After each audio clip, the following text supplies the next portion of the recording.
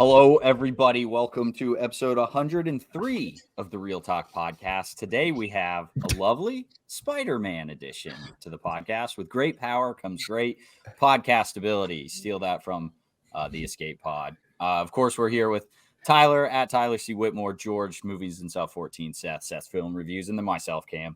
We'll be taking you through the Spider-Man legacy, the highs and lows of high school Spider-Man. And how well we think they do it. I'm trying to get this fixed. Struggling today. All right, I love it. No, leave it.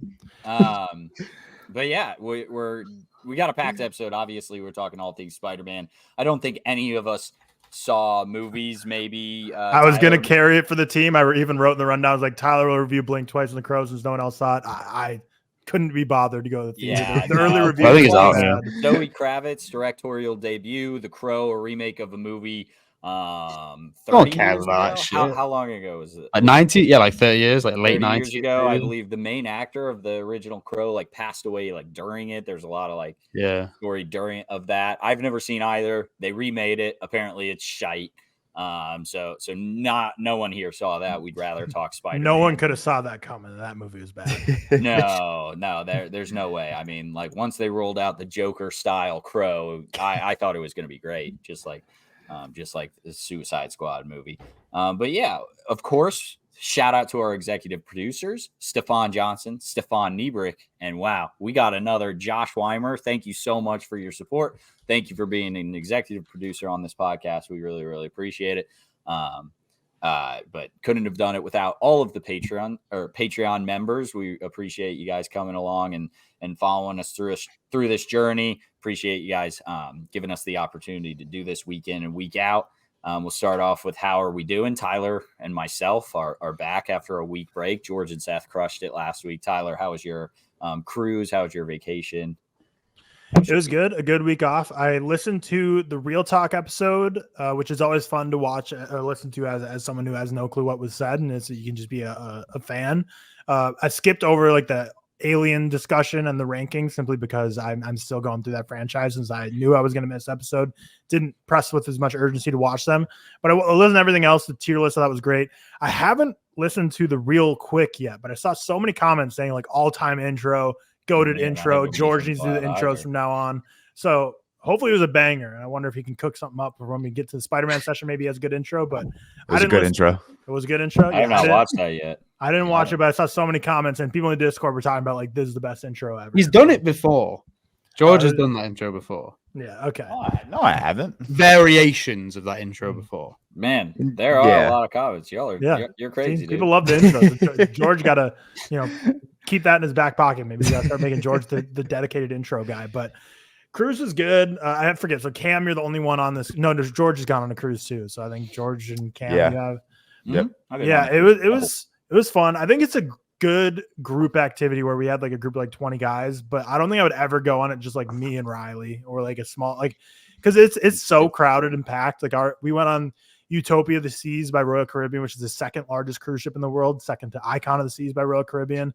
There were 7,000 people on board, 2,700 of that being staff, which is crazy. They have a crazy staff to patron ratio. Like the service is just impeccable. It's awesome. Incredible. Yeah, they do really well with that. Yeah, but it really is. The cruises are really hard. It's like Wall-E, where you're just shuffling around from one food and drink station to the next food and drink station, from the next overcrowded pool to the next overcrowded pool. And I think 3-day cruise is the perfect length, because after that, how big is it? It's old. Like if you walk from one side to the other, how pretty big. I know one of the decks had like a running track around the whole outside. I've seen them. Yeah, I've seen 2 laps or something's like a mile. So I think it's a little longer around than normal like track would be. But then there's 19 stories high. So pretty huge ship. Like when you get on board and you're walking up to it, it's just massive.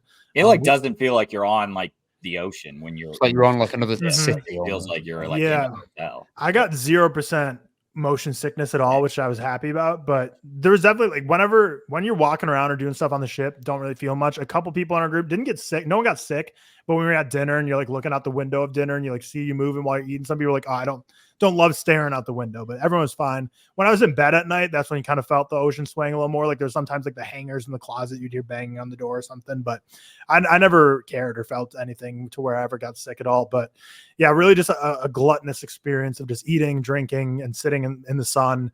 I went to Nassau, Bahamas. So we got off on Saturday at Nassau, which I'm sure it's a lovely city with some deep culture, but in our 4 hours there, we weren't really able to explore much culture because it was just, for the first 2 miles we walked, it was just cruise extended. It was just tourist traps, more places to drink, more places to sit in the sun, more places to shop and spend money.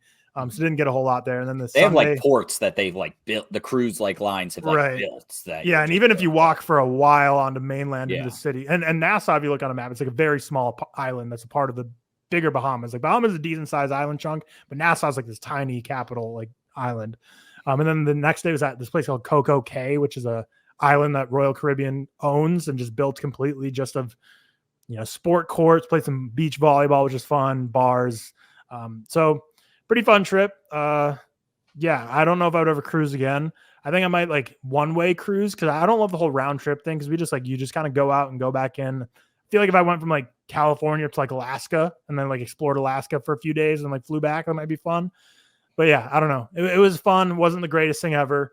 But the service is great on cruises. But yeah, if you've gone on a cruise, let me know in the comments down below what your experience was. Because I thought it was fun, but wasn't anything like groundbreaking or earth shattering. But it was hot as hell though. We walked from our hotel to the cruise terminal port on Friday when we boarded, and it was like a 2.5 mile walk.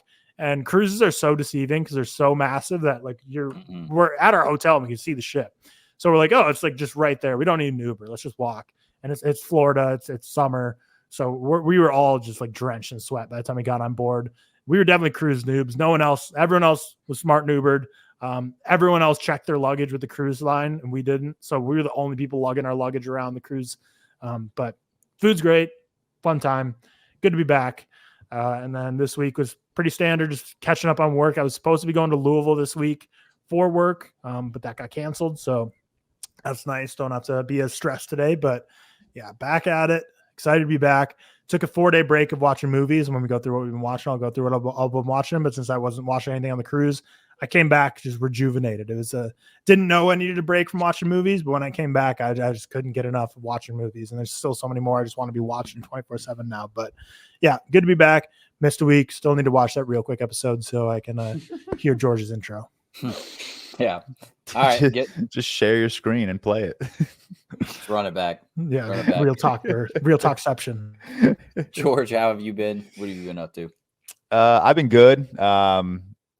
I need a movie break. I feel like I'm like movied out. It's gotten to the point in the year where I'm happy we're doing our Scooby special next week because it's like they're fun movies and I like genuinely think they're great, but it's like cool. Let me turn my brain off and just watch some cartoon characters for a bit. Like I just haven't been in the mood to like watch like real movies, I guess. But weeks Scoob. That's crazy. No, week's been good. Standard work week. It was my 1 year engagement anniversary on Tuesday, which I didn't know was something we celebrate. So like the day, I guess the day of my mom, Victoria's mom, my sisters, Victoria's brother were like texting us like happy engagement anniversary. And I'm getting into this shit. What the fuck? I didn't know it was a thing. The day before I literally asked Victoria, I was like, you didn't fucking get me anything, right? I didn't get you a thing. I didn't know we celebrated this. And Victoria's like, no, absolutely not. So we ended up just going out to dinner. No, she didn't get you anything immediately. She like runs to the store and returns some expensive watch she bought you. No, we apparently it's something people celebrate. I didn't know. So we just went to dinner after work and then just got ice cream and came home and watched a movie. So that was about it. And then I went to Forest Hills on Thursday and Friday for a tennis event. It's called the Ultimate Tennis Showdown, which it was the 3rd edition of the event. So it's a very small event. It's a cool event. It's really fun. It's like you kind of watch players just like fuck around, I guess. It's like a very like hectic tennis environment. It's not like a regular like ATP match. So I was there Thursday and Friday, which was a really fun time. And then yesterday I had played some tennis, which sucks, man. I'm so bad now. It's terrible. You should try pickleball. Yeah, I can beat you. Dude, pickleball is too easy, man. Pickleball is such a fake sport. I'm sorry if you're listening and you're a big pickle. It's not a like Olympic sport. It's for fun. Listen, it's entertaining. Yes, it's a good game. It is so easy. It's unbelievable. I'd wipe you on the pickleball court, George. I would love to play pickleball with anyone, man. It's a fun time. It's a fun time if you have like a beer in hand or something. That's disrespectful. Beer in hand, playing on a unicycle with a clown nose. Yeah, that's awful. But yeah, I played tennis. I got a new mic, which I've obviously been very excited about, and I've told you guys a lot about it. So I'm exploring your new mysterious videos. Yeah. I appreciate that. The new vibes of the vids, but I also did a mic'd up tennis session, which went a lot worse than I thought it would, because I was shirtless playing tennis. It was a thirst trap, of course, but I was shirtless, so I had the mic clipped your nipple. No, that probably would have been better, honestly. But no, I had it clipped. I had it clipped to my pants. So while I'm watching these videos back, all you hear is like the entire. So I didn't notice it that much, to be honest. Dude, it took me about 2 hours to cut together that minute and 20 video where you didn't hear the constantly. It was so annoying. So next time I do a mic'd up tennis session, I guess I have to wear a shirt and just pin it to the top of my shirt. Because I also pinned it to my necklace, which was definitely stupid. Because all you heard was chains. Yeah. No, all you heard was just chain rumbling, and it was very annoying. But no, listen, the mic'd up tennis video got good feedback. Flip it to your I hat. should have worn a hat. I definitely should have worn a hat. Listen, you live and you learn. Now I know. Yeah. Now I know the ways of the extended microphone. Mm-hmm. But dude, I feel like my world has opened up. I'm putting my phone places and walking away and just talking. It's sick. I love it. You should start a podcast. I should start a pod. Yeah, you're absolutely right. But yeah, that was my week. You're underselling the tennis event you went to. You were interviewing like legit pro tennis players, like Alex de Minaur, my king. I think it's really cool. Yeah, it was. So I went on a press pass, but like I said, I wasn't invited. I literally applied for the press pass, which was just through a Google form. Nice. I genuinely think all three of you, even though you don't touch on tennis at all, I think you would have gotten approved. So I applied. The next day, I guess like content creator, director, whatever, she emailed me and she's like, "Hey, I see you applied for a press pass. Like, what are your intentions?" And I was honest with her. I was like, "Listen, like I'm a movie content creator. I post tennis occasionally. I want to be at this event. I'll post like behind the scenes stuff. If I could talk to players, great." So she was like, "Yes, approved, perfect." Like they just needed anyone that was going to post anything on any platform. Because it was the third edition of this event. The marketing for this event sucks. The stadium was empty, which like really sucks. Put George in charge. Dude. He'll make buy me TikToks and it'll blow up. I would have sold so many tickets. But yeah, so the intention was behind the scenes footage, which I got a lot of, obviously. And then at some point, that lady had come up to me, and I was with my friend Neha, who's a F1 and tennis creator. And she's like, "Listen, like if you want to come to the back, like you might be able to talk to some of the players." So we went to the back. And we talked to Alex de Minaur, who's top 10 in the world. Literally, I asked him 3 questions. It was super quick, but obviously still really cool. And then they brought us back to talk to Nick Kyrgios and Casper Ruud. Casper Ruud. I know who that is. Yeah, Casper Ruud was so pissed off that he lost his match that he forfeited all. Yeah, he forfeited all interviews. He didn't talk to anyone. And then Nick Kyrgios, after his match, only did like the main UTS account interviews because he Is that like, the Australian guy who went like viral Yeah. a few years ago? Always going viral for. You know what I mean? What was that thing he said In- to the actor? Like Ben Stiller, I don't teach him how to act. Oh or yeah, something. yeah, he did That's what I that. heard. Yeah. He said some he has said some questionably controversial things in the past, but yeah, I was close to talking to him too, but he had like injured his arm during the match, so he only did press for like the main UTS Instagram account, and then he left. But that was it. It was cool. I got cool behind the scenes. I got there very early on Friday before the event even started. So I was like watching them practice. I was watching them arrive. And the event itself is cool. It's like they're tennis matches, but like you get one serve. You have to serve within 15 seconds. You have a card that you can use, and if you win that point, you get 3 points. And like each quarter is only 8 minutes. So it's cool. It's like very fast-paced tennis. It's fun. The players are enjoying themselves, except Casper Ruud, who was very upset he lost his match. But yeah, it was cool. I enjoyed my time. Happy I got that approved, which obviously was not that difficult to do. Were you in the middle watching like Zendaya? Is that basically how you were during the match? Oh, challengers. Challengers. All right, Seth. Oh, no, you go. I was going to say biggest troll move of my life using the challengers score in that video. Of course.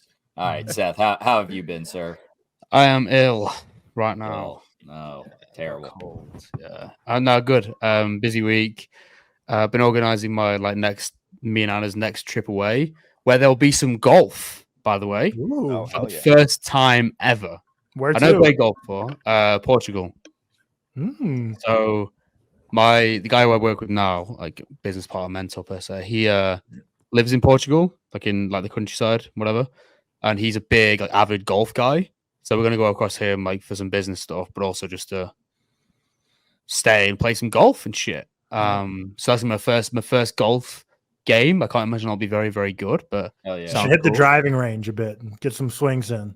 I don't even know where there is sure. one near me, to be honest with you, bro. Like, I don't even. Do I have to buy like a vest and shit? You know, like one of them Happy Gilmore. I don't know how England works, but most Well, years I- you can get just a nice polo. Not even a nice, but just a polo. If there's a collar on your shirt, most golf courses. I don't wear you're fine. polo. Most golf courses, even that, like you don't have to wear. My Man, local golf one, courses I can wear are- athletic shorts and a Yeah. t-shirt, and they won't. Oh, yeah, I'm doing that. I'm not wearing a polo. That's Golf great. courses have gotten lenient, especially like if you're paying $150, You're paying money, $200 for the round. Yeah, you got to dress nice. But most courses, $20 I know, but, you're like, chilling.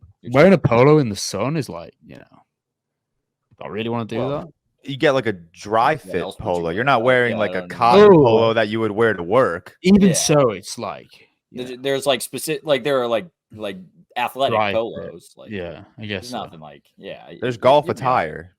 Do you have clubs? No way. What?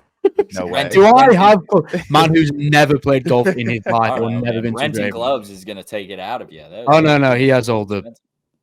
He's got you. He's a big golf That's guy, fair. so he'll play like all the fucking That's shit. fair. But I'm looking forward to that. That'll be cool. When's that trip?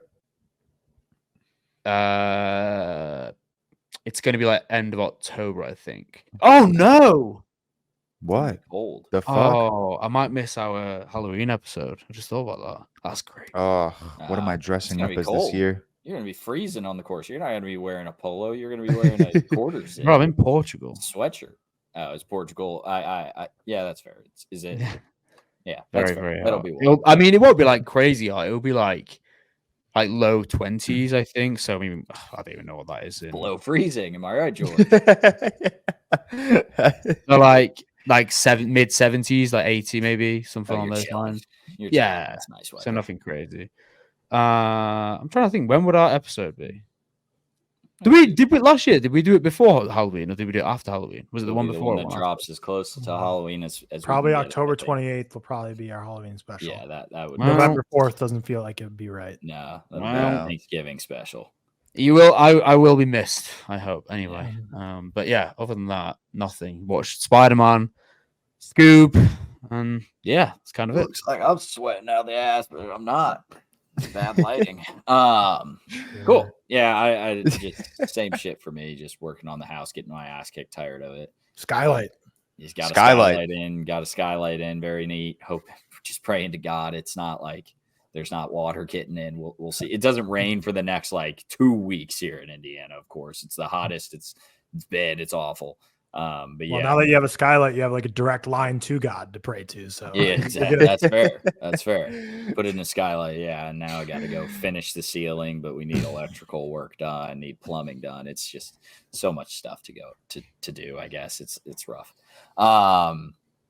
103 episodes in. Should we combine the what are we watching and how are we doing? That's a question for the YouTube comments. You guys let me know. 103 episodes in. I was thinking like, two years later we're asking this. Maybe that would flow a little bit better. I don't know. But Tyler, what have we been watching? Yeah, I mean 99% of it's Spider-Man, so we'll be talking about all that. But I on the plane rewatched Dune Part 2 and it's back at a 5-star for me. It hits on the plane.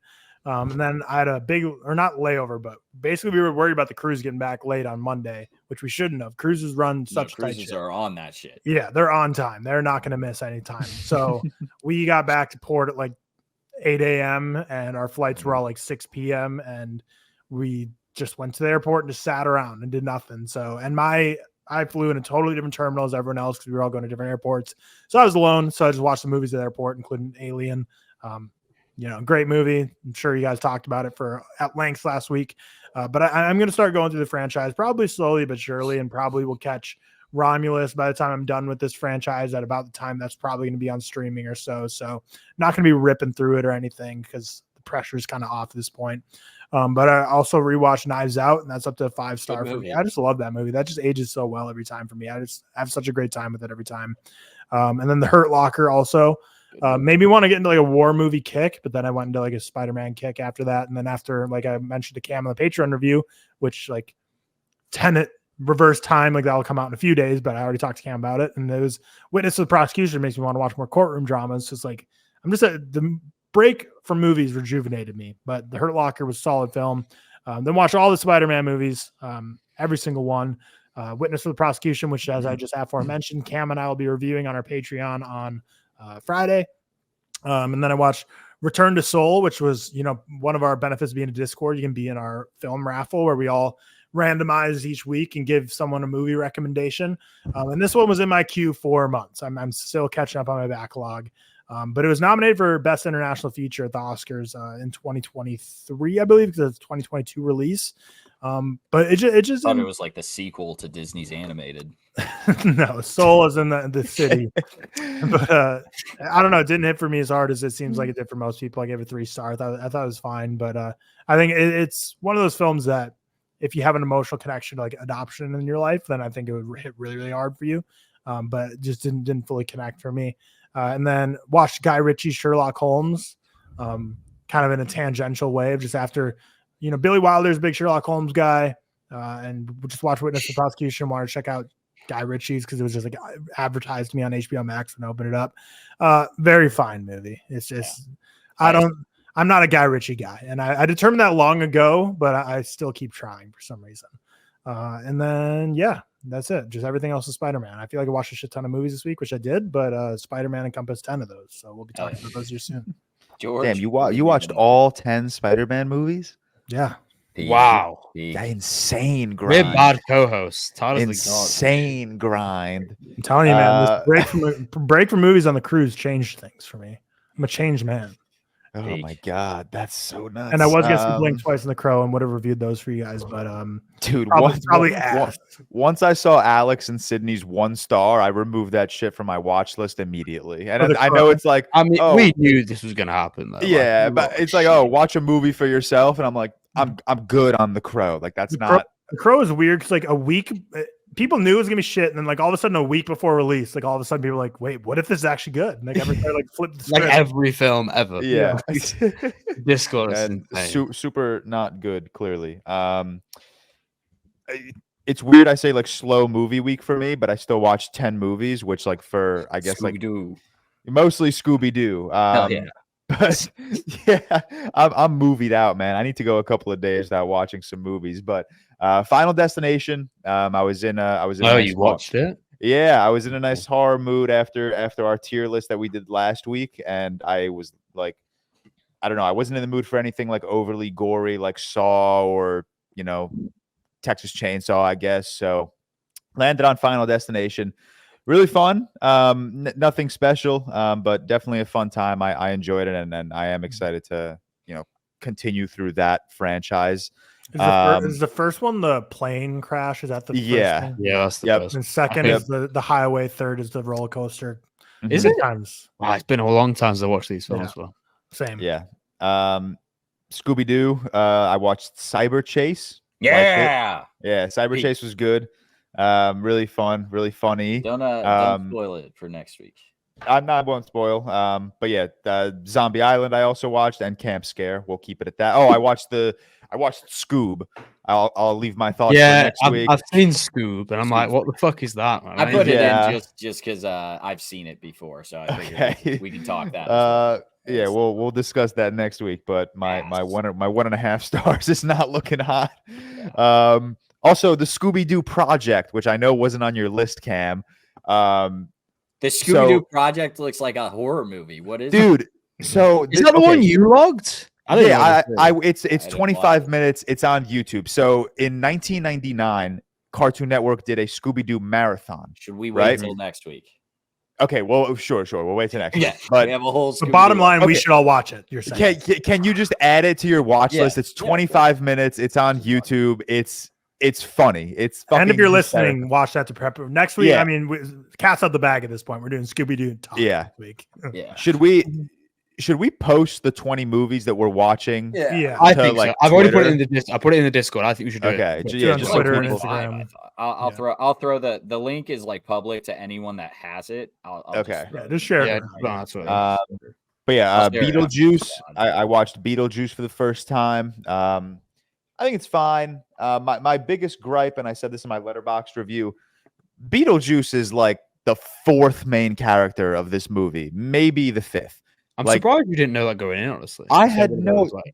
Dude, the movie's called Beetlejuice. He's all over every poster. I thought he was the guy. Yeah, it's like one of those facts, like, like the Boogeyman, though. It's like Silence of the Boogeyman, the main guy.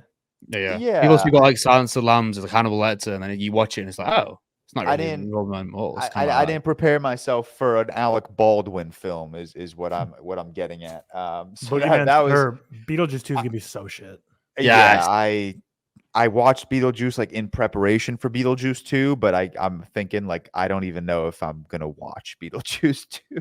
I mean, I'll watch it for the podcast, but my theory on Beetlejuice 2 that I just came up with yesterday is that this is a direct-to-streaming movie that they're sending to theaters, which is why it's going in theaters September 9th, so that it can be direct-to-streaming when it's Halloween, because September 9th is not the time to release Beetlejuice, but it's going to come out on Disney Plus or whatever the hell on October 25th or something, and it's going to get crazy views. So that's smart. This movie looks bad. It does look bad. I am not excited. Tyler, Game Night had me dying, man. That movie has, and I texted Game you, very good. Game very good. Some hilarious one. I can't believe I've never seen Game Night either. Frito-Lay joke like once a week. All the time. I see that on Twitter all the time. Frito-Lay joke like once a week. You're absolutely right. Clickbait. Also, the Frito-Lay joke is within like the first 15 minutes of the movie. Yeah, but it's so good. Yeah, so in my mind, as I'm watching this movie, I'm like, damn, like the best joke is immediately like we're not reaching these highs anymore. And then this movie just kept dropping one-liner after one-liner that had me dying. The whole Denzel Washington bit, losing it, man. It's so funny. It's so well made. Like, you know that the chase scene where they're trying to get the thing, the like Howard Mansion, whatever. That bit is so well made. It like caught me off guard. The movie looks great. Yeah, I was like, it's made by the Dungeons and Dragons guys, right? Like, it is. Yeah. I went into Game Night expecting. Have you guys seen Tag? Yeah, I didn't like Tag. That's like essentially the quality I was expecting. I was not expecting like a genuinely good comedy. No offense, Tyler. But like well made, well shot. Yeah, sorry. I've only been saying it's a 5-star, one of my favorite movies ever ever since you've known me. Sorry, it took me too long to watch it. Barry Lyndon next, I promise, Seth. I watched Spider-Man Homecoming, and I watched like half of the Amazing Spider-Man yesterday, and that was my preparation for this pod. But I've seen Into and Across Spider-Verse a combined 27 times probably. And then Perfect Days. Finally tossed that up to a 5-star. I movies that make me cry, I'm hesitant to give them 5-star on first watch. Because like it's one thing to make me cry like in the moment. It's another thing to like where I can rewatch a movie and cry over and over again, like if it still hits. Mhm. So this was my third viewing of Perfect Days. It's made me cry all 3 times. So I'm like, you know what? This is a deserving 5-star. If you can get this emotion out of me every single time I watch it, you're a 5-star movie. So that's it. That was my week. Fairly small, dominated by Scoob. Oh, yeah. Seth, anything fun? Nothing major. George, I spoke to you about this yesterday. That coffee table. That fucking so like, it is literally just like a provocative hellscape. I think it's like a walking, moving panic attack. Really interesting though. I definitely think you should watch it because it's like your sort of shit. I put it on my watch list. Oh, I watched Pulp Fiction in the cinema the other day, which is hot take. Really good. I don't know if any of you guys have seen it. It's a great film. In the cinema, like even more so. You know what's funny about Pulp Fiction as well? I always loved it, but I remember when I was younger, I didn't care as much for like the Bruce Willis scenes. Mm. And then I watched it this time, and like actually, I kind of like everything equally. You know, like all the scenes with him, you know, in the motel and kind of the scenes of him and Ving Rhames. I was like, I like it, but you know, I much prefer the scenes with Vincent and what's his name? What's Sam Jackson's name? You saw it the most. Jules? Yeah. I was saying Julius, but Jules. Right. I nearly said I can't remember. But yeah, I like those scenes like just as much. Ezekiel, that's what I said. But I like those scenes just as much, and yeah, it was a great time. Seeing the cinema. I've watched. So I've watched the only Spider-Man I hadn't got to rewatch. I haven't got to rewatch this week, unfortunately, was the Amazing Spider-Man 2. Or I don't imagine I would have loved that anyway. But the rest of them, I watched Amazing Spider-Man, Far From Home, Homecoming, No Way Home. I recently just saw Spider-Man 1, 2, and 3 in the cinema, and then I rewatched Into Spider-Verse not long ago. Across Spider-Verse haven't seen since release, but it's not been that long, so it's still like kind of fresh, whatever. So that's fine. Scooby-Doo wise, I've watched Alien Invaders, Cyber Chase. So then George, I watched Scooby-Doo Meets Batman, the two-parter, 2 episodes. I didn't know it was episodic, by the way. I thought it was just a film. That was quite cool. And that was kind of it. Yeah. I rewatched all of the Spider-Man except the Across and Into, but I've seen them plenty and they're perfect movies, so I don't need to watch them anymore. I think I watched Across and Into like also a month ago, so rewatched that, I guess you could say. And then I watched a bunch of Scooby-Doo and then Witness for Prosecution. A lot of Scooby-Doo, really getting it awoke something inside me. I'm gonna pull out some impressions into the whatever the cyber chase shit is. I can't think now. I can only think of, I'm getting licked by my dog. Now I can only think of the Spider-Verse, whatever the cyber chase one is. That movie moved me as a child. I absolutely adored it. And I still loved it a lot. So I probably inflated my score heavily. I was thinking about like just throwing the 5-star at it just because I love it. But I was like, it's fine. George did. Yeah. With the Batman one. Yeah. But we'll move on to the Spider-Man discussion.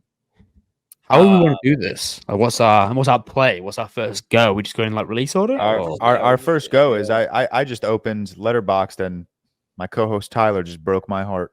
Oh, don't! I was hoping you wouldn't say that. Shut up! But shut up! Actual bad review. Shut up! We're just gonna go through the trilogies and through the. I think it's easiest to group them like that. Yeah, too, I'm not it's hard to release. Yeah, I'm not gonna go release order because then like you go across or into the Spider-Verse like in between Homecoming and Far From Home or something like that. We're just gonna go through the trilogies. We'll obviously start with the Raimi trilogy, the probably most iconic, or one of the most iconic superhero trilogies. The most iconic Marvel character starts off with a 45-year-old man running towards a bus. And to 45 is crazy. Dude, he's old as shit. But yeah, this Spider-Man 1, Fantastic. We're not going to do spoilers, non-spoilers section. No, I think we can talk trilogy as a whole, as well as like individual things in the movies. Spider-Man 1, obviously villain. Doc Ock, the origin story of Spider-Man. No, sorry. Green Goblin. I'm all over the place. Thank you for that. I appreciate the call out because I'm all over the place. Spider-Man 1, obviously Green Goblin. I'm an idiot. I rewatched this week. It might be the best one. It's so fucking good. Well, here's an interesting thing, Cam. Sorry, just to interrupt you a sec. Yeah. I rewatched this one like recently. Obviously, this like you got it ages ago. We just got it recently in the cinemas. Mm-hmm. There's like a part of me now where I actually kind of think this is maybe the best one. Like, it might be the best one. I know it's equal with a different one for you, but as I've watched the first one more, I'm like, this is like the perfect origin story. Like, I don't know if that actually overtakes it for me now. So I kind of echo it. I don't know. Not to spoil the ratings or whatever. Like, I'm not going to, but I mean, everyone knows we all hold Spider-Man 1 and 2 very highly. But yeah, to me, like Spider-Man 1's a 4.5. That's like as close to a 5-star as possible. Spider-Man 2 is like a 5-star. That's like very close to 4.5. So like to me, they're like neck and neck. Yeah, I think the first two are widely regarded as two of the best comic book movies. The third we can debate a little bit, but starring Tobey Maguire as Spider-Man. Kristen Dunst as MJ. We got Harry Osborn, James Franco. We got Willem Dafoe as Green Goblin. Hot take here, guys. Really fucking good. And also hot take, really fucking good when he comes back in No Way Home as well. Mm-hmm. But like just in that character, just living and breathing the Green Goblin, the dual personalities, just absolutely fantastic in this thing. And then you have fucking Flash Thompson played by Joe Manganiello or Joe Manganiello, 30 years old in this thing. The teacher. I was just about to say that in the science history museum, whatever, and he's like telling them off, and like he's like saying, if you do that again, and he just looks like half their age. It's kind of he's 3 years older than him. Always makes you laugh. He's supposed to be probably. We'll give him the benefit of the doubt and say 15 years older. Maybe he's a young teacher. 3 years older than both Toby and Joe Manganiello. Absolutely insane. I think this movie is wildly miscast from a high school perspective. I think so are TASM movies. I think 90% of high school films are miscast. Yeah. I don't. Everyone looks old. I don't necessarily hate it, but I think everyone in this movie looks old. Whereas some high school, I mean. That's like one thing the MCU does right. They look like high school age in those Spider-Man movies. Yeah, Andrew Garfield's older than Tobey Maguire in like when they're casted at the time, and when the movies. Yeah, at the time, and obviously older still, but at the time of their casting, like older than. That was stupid. He's not older. No, he was older as Spider-Man than Tobey Maguire. I'm an idiot. Thank you. But he looks younger. Like I think there's a way to cast it. But I also don't love Tobey Maguire, but Spider-Man 1 is fantastic. I have a whole lot of like behind the scenes and like trivia and stuff. But George, while we're talking about castings, maybe a hot take: James Franco horribly miscast. Horrible. I disagree. I like horribly. James Franco. Like it could not be more of a miscast. The only issue. Ass. I like James Franco. Way better than Dane DeHaan, but no one's gonna sit here. No one's gonna argue against that. I like Dane DeHaan. We'll wait till Tyler. I like him more on rewatch, I thought. But I think that I like James Franco a lot in the first two films. I just couldn't. I can't take him seriously, and I know he's not supposed to play a serious role, but I also don't think James Franco is that great of an actor. It's a difficult one. I don't think he's like amazing. I think he works in the first two. And obviously we'll go on to three. This is kind of like a pre-up. I have is him in 3. I think he's the best in 3. No, way better in 3 than 1 and 2. No, I don't. I think once he assumes like the Goblin persona, I think that's where he shines. No, I think that's his word. I think that's what brings 3 down. I will defend him as Baby Goblin Jr. I will. I don't even like that movie that much. I think Topher Grace is better than him in 3. Hot take. I think Electro and Green Goblin are better than New Goblin. Green Goblin from TASM 2. Sorry. Electro, Electro? New No. Goblin is the Yeah, worst character Electro, in all of yes. these Electro movies. is shit, dude. Electro. Goblin. Focus on the Terrible. Raimi Electro. trilogy. Electro. Hey, we're going ahead of ourselves. Okay, right wait. now. Final one, really, really great. Carry on, Cam, with your. Yeah, no, Electro. I don't think we have to. No one has to. Okay, so it's a 4.5, 90 out of 100 for myself, a 5 out of 5 for Seth, a 4.5 for Tyler, and a 4.5 for George, if I'm not mistaken.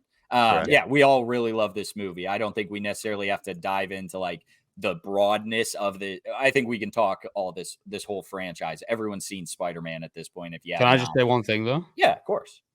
Just on casting choices, can we all agree that Jonah Jameson, J.K. Simmons, Oh yeah, I mean, it's yeah, like literally like top 10 ever, almost. Like it's and he's so iconic. They've never even tried to recast him. We'll talk it like throughout, even so across funny. The Spider-Verse He's so funny in these films. Insane. Yeah. He's so fucking hilarious, man. And somehow it gets better every time I watch it too. Like JJ, it's crazy.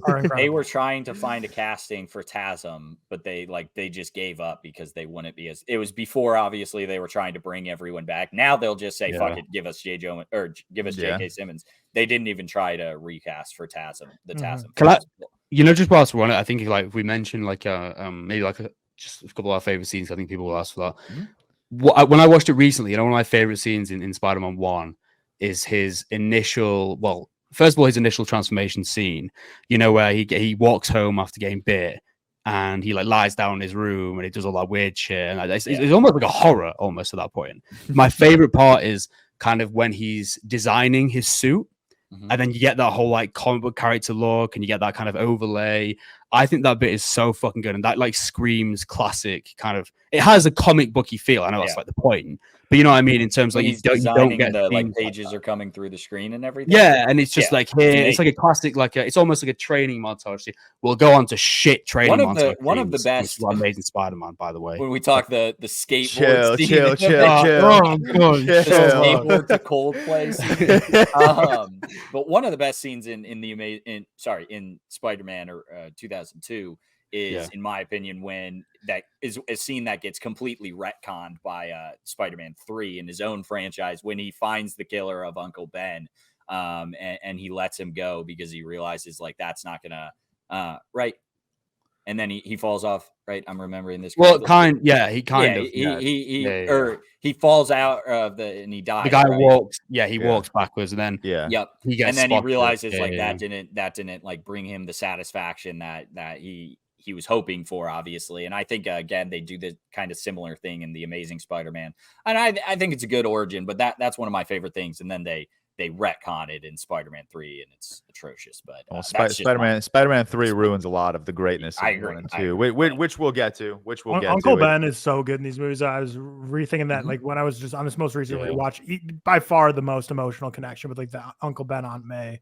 And the thing that, Uncle Ben in this, I love his scenes. He's so good. It just perfectly captures the relationship, the mentor relationship that he has with Peter. And then it was so good that every other following movie, like the TASM and the MCU, like kind of like similar with like the J. Jonah Jameson, like kind of had to do, they did their own thing because like we can't just do the exact same thing because it was like so well done. Yeah, the whole Uncle Ben. We'll talk about it, but TASM is just a shot for shot recreation of this movie, right? But way quicker though with the Uncle Ben. Uncle Ben, you get more of his like talking and whereas I feel like in TASM he's more like usually angry with Peter, like that he's not being. He is angry with Peter a lot in TASM. He is. Yeah, he gives him the awful like with great power comes great responsibility quote that doesn't even say that. It's like your father believed that if you had this power, you had to be responsible with it or something. And it's like, fuck you.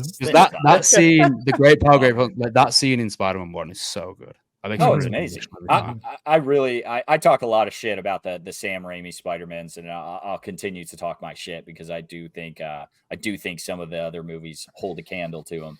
There are a lot of amazing things about this. The CG looks incredible of him like web slinging through the city. There are moments of very questionable shots. What's your opinion on the skeleton bomb turning them into skeletons? That looks awful, but it's a cool fucking bomb.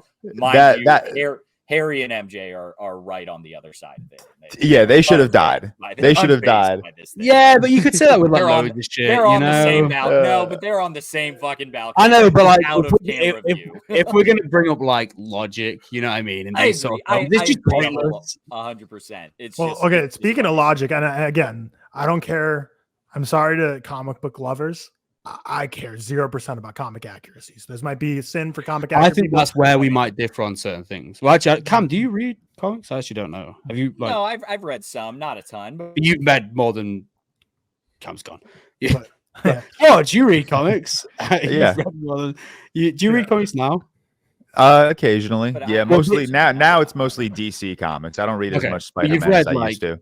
You've read like the older Yes, Spider-Man Marvel yes. ones, stuff like that. Yeah. So I think the thing is, if you've read them going in, you're always gonna have, especially when there's villains come in who are like big legacy characters for the franchise, you're always gonna have a bit different perceptions on how they should act, especially with like Spider-Man. It's always gonna influence your critical thinking on these films. You know what I mean? Whereas me and Tyler, it's just like, Yeah. Well, I mean, I I don't think know anything about it. I think it's comic accurate to have the web shooters, but I've always been such a bigger fan of Tobey Maguire having it in the web his. shooters are cooler. No, Web web shooters shooters are cooler. suck, dude. Web It's so shooters are lame. so much Having cooler. Spider actually be because what? No, it's lame. It's The so much cool sicker when things it's you just can part do of with it. the web shooters are way cooler. The like 3 different like webs, way cooler.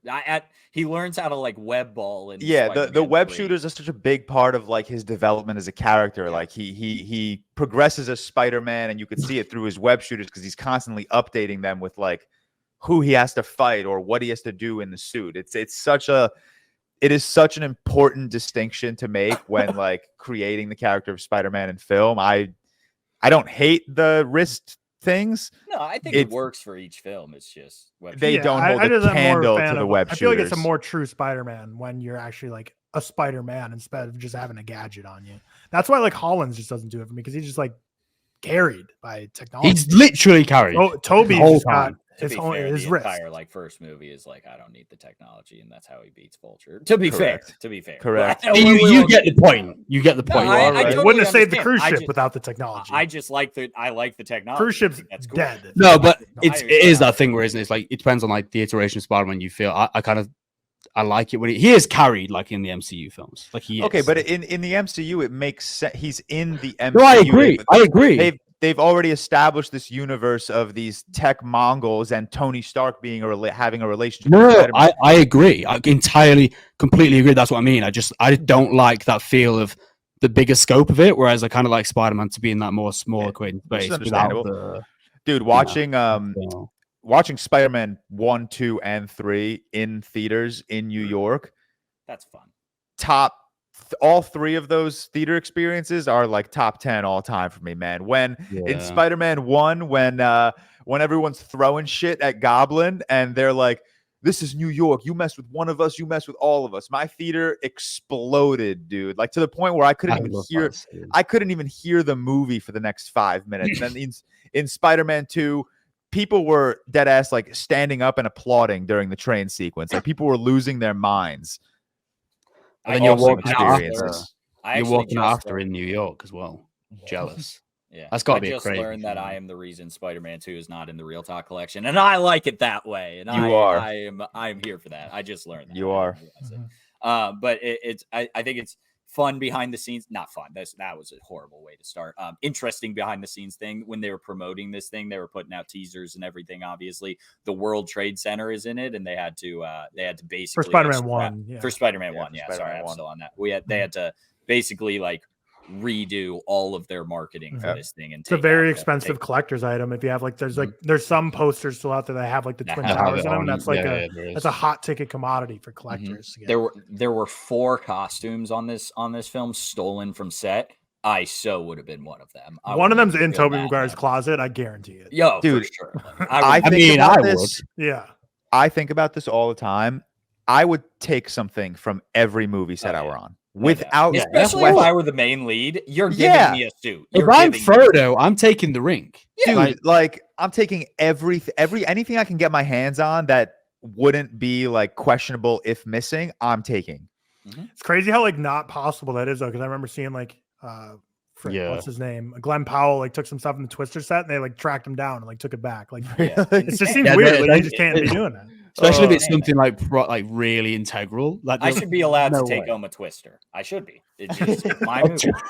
But no, Spider-Man, like the Raimi trilogy for me, like the Goblin and Doc Ock, the first two are so neck and neck for me. And then the third one, I still think is very great, and I like it more than a lot of people. But it's clear that like there is a fall off simply because they pack so many plot lines in that movie, which is the same thing TASM 2 does, which is funny because like that didn't come out that much longer after Spider-Man 3, and everyone complained about Spider-Man 3 like having multiple villains, introducing Gwen Stacy, trying to wrap up this franchise, like doing so much at once and just didn't come together. And TASM 2 is like, what if we did more plot lines than that? And maybe we could get it right this time. So it's like Spider-Man 3 just ultimately fell from like I can see why people think it's fall off. One being just like, it's a goofy, silly movie, like especially with like the whole Venom stuff, but I think it's a lot of fun.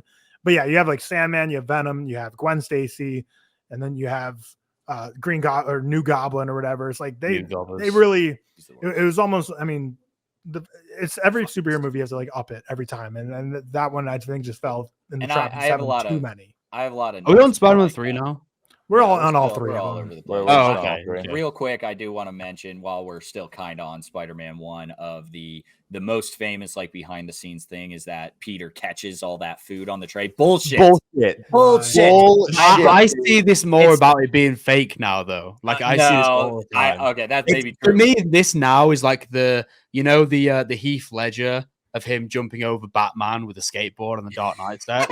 Actually, wait, no, that's me. That's this. No, wait, that's not the Heath Ledger thing. Is the hospital thing wasn't a malfunction? That was happening no. Exactly as I see the skateboard thing more than that. A meme. That is so a meme. No, people believe that all the time. No, that's an edited picture. That's an edited. It isn't. That's what I'm saying. People believe that it's actually happening. Okay, I've never seen that. So what I mean, I just need it to be known. They say it's like they use sticky stuff on the bottom of the tray and everything. The fucking milk slides and like catches the tray. It's bullshit. It's all bullshit. That is one of the ultimate best like moments in the film as well when he just dodges all the punches. I just get such euphoria from that. And like one of my least favorite movie tropes is when like the loser like fights back, and when he wins, everyone calls him a freak for being I hate this. But to be fair, though, Spider-Man I hate these iterations of Spider-Man because Spider-Man, and again, it goes back to comic accuracy or not. Spider-Man's like a loser kind of, but like he has a friend here and there. He's got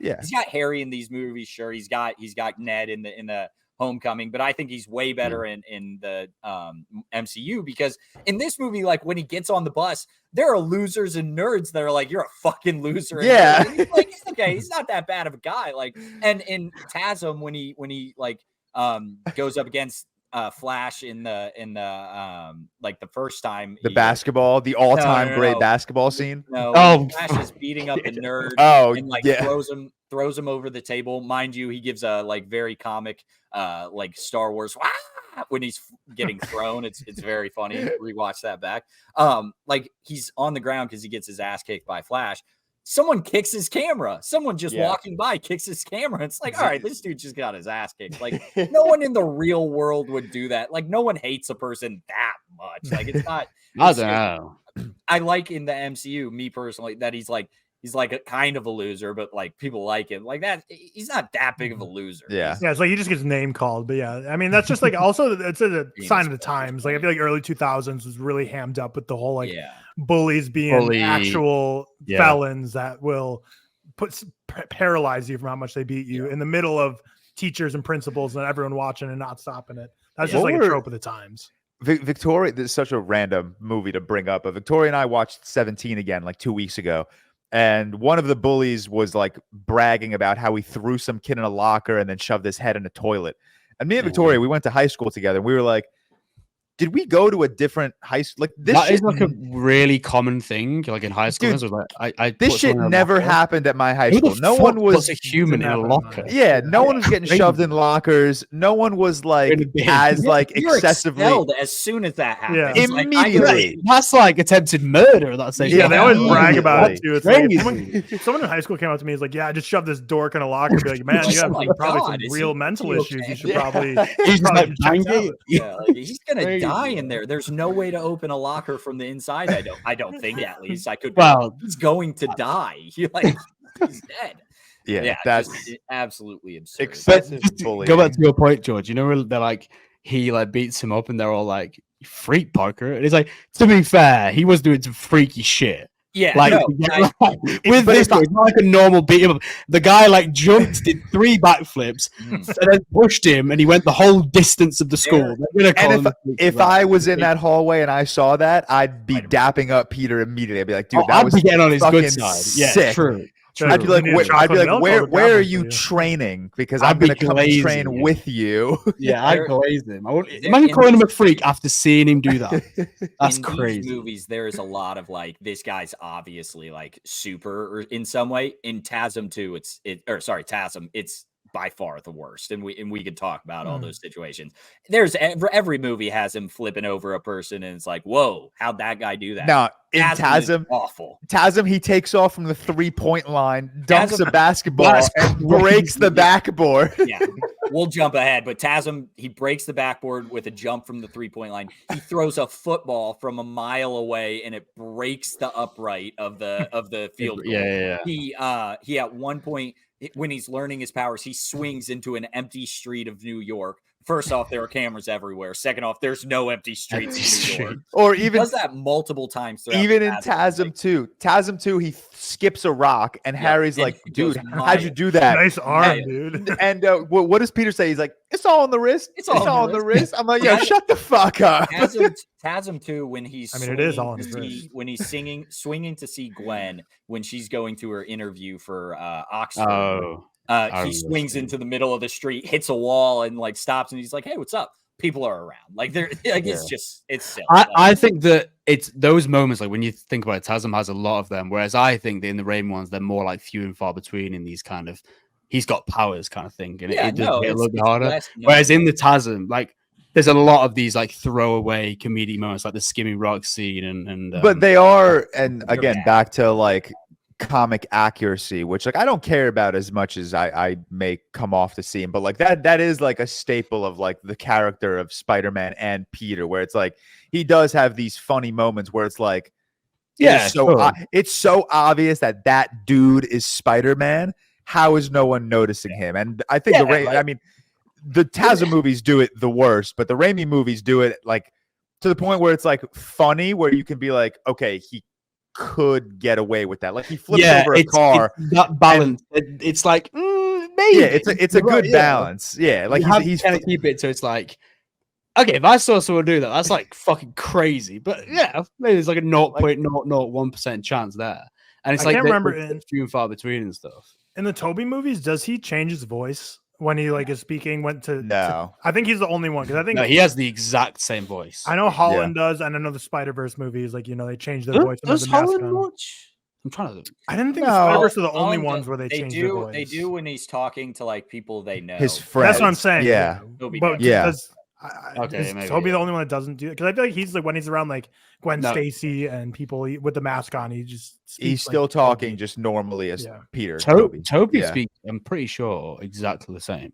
Exactly. But the thing I love about Raimi's trilogy is that it's obviously like comes from horror roots, and I mean obviously Spider-Man 2, like the Doc Ock transformation scene is like a straight up horror scene, but even in Spider-Man 1, like there's so many freaking horror shots in Spider-Man 1 too, with Green Goblin just jump scaring you around the corners and shit, and I was like, damn, like it's just such a nice treat to have a horror director tackle a superhero franchise, because it just adds such a darkness and element that just is missing from so many others. Man, I think you understand the. Go on, George. I was gonna say I've brought this movie up, I think, every single podcast episode since I've watched it. But Sam Raimi directing Constantine would go so unbelievably, dude. I'm gonna need to watch that soon. It would go so unbelievably hard. A movie, Seth. It needs to be a 5-star for you by now, George. It is so Seth, dude. I know. Oh my god. The kind of movie that would not pop. Maybe I'll watch it today. Yeah, maybe I'll watch it today. It's so good. I think that like Raimi is just the master of just the visual language. Like like Tyler said, it feels like a horror a lot of the time. You've got the Doc Ock scene. You've got the first scene. Not even after that in the hospital scene where it just takes out a bunch of them. Like it is genuinely like pulsates. It is horror imagery that we're used to seeing. And you look at that as a reflection. Like you look at that in so many of the comic book films. It's really rare that you get stuff of the same entity. Like you were saying, Tyler, with the first Doc Ock transformation scene, the scene which I fucking love, where it all happens, whatever, and then the glass like breaks, and the reflection of his wife, and it just goes forward, and there's like these piercing screams. It really feels like there's like so much actuality, like there's it's actual. That's my biggest problem with like a lot of modern day comic book films. It doesn't feel like there's much at stake. Okay, so continue. And let me say this before you step in, okay? How do you still like Spider-Man 3? Because Spider-Man 3 to me is so far from a horror movie. Like, yes, it still has like the fun visual Sam Raimi flair, but it is such a crazy multiverse of madness at that point. Yeah, it's such a crazy. The only scene in Spider-Man 3 that I think even teeters on being a horror scene is when Topher Grace is like praying, and then the Venom suit like consumes him. But besides that, it is such a drastic tonal change from Spider-Man 1 and 2. I agree. Where you can watch Spider-Man 1 and 2 and clearly tell this dude is a horror director who loves comic book movies. Where I watch Spider-Man 3 and I'm like, this dude loves comic book movies, but zero horror. It's such like a crazy drastic change from the tone he set up in Spider-Man 1 and 2. So you saying all of that blows my mind that you love Spider-Man 3 as much as you do. It could be the same in anything. And I agree. I think there's a massive tonal change. I actually,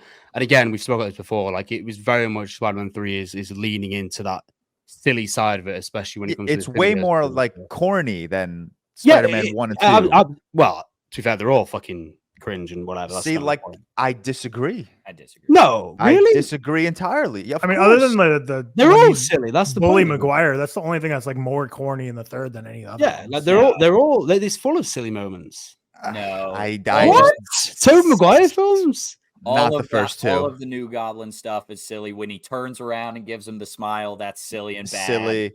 And bad, mind when you. When they're on the bridge, all that shit is silly. Miles away from this guy, by the way. I think I think it was extenuated. It was accelerated in terms of the amount of silliness in the third one. But the first two are very much silly films. They have their silly moments, but they are not silly films the way Spider-Man 3 is a silly film. It is silly. I agree. It still has emotion, though. They are very, the first two, Spider-Man 3, massively accelerated in the silly. Whether that works for you or doesn't, that's fine. And also another reason I like as well is I kind of like how it's a more cautionary story on like Spider-Man becoming just this egotistical maniac, especially in the first part, and understand how his actions are built around him. And I also just see that's also a part of Spider-Man 3 that I hate. It takes everything Peter learned in Spider-Man 2 and becoming Spider-Man and throws it down the toilet.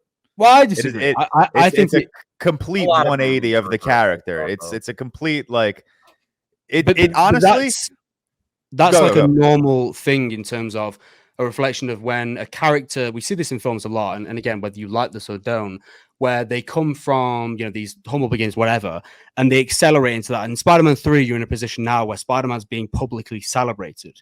You've got the whole Gwen Stacy story. You've got this, and obviously, he makes out in front of his girlfriend with the Gwen Stacy is one of the worst scenes. Terrible scene. But that's just him being. But wait, Seth. All the films are him being stupid, though. What other movies has a character assume a mantle, grow, and then immediately flip flop? I don't know, but there's example. Like what I mean is like you've seen it before, where it's like they have nothing. They get a little bit of popularity. They have this kind of ego driven from them. And thus what's come from that is they've become like this egotistical maniac in the scenes you see. And don't get me wrong, it's not a film that I think reflects on I don't think it works for everyone because it is like you said, a big tonal change. And also the villain stuff is where I'm like, I like the villains. Like for example, Sandman, I think is a great villain. What? Sandman's the best movie of the three. Sandman's a great villain. Sandman has one cute moment when he goes to his house to see his daughter, and grabbing the ring is Sandman's the best easily, I think. Like by far of the three, yeah. That's what I'm saying. I do like ass, though. You're comparing a hydrogen bomb to coughing baby. Yeah, I think that Sandman's the third best of the Spider-Man. I agree, but there's 5 Spider-Man villains, so he's for maybe. But okay, I think that the difference for me between like Venom and New Goblin or whatever, I think that Sandman is considerably better than in terms of the way it was written. I think that James Franco, for me, that's where his character falls. The only issue I majorly have with the third one, I actually like Topher Grace. I think as a character, I don't know if he fits Venom, but I think he works in the way that I find his scenes really, really funny. I like his transition.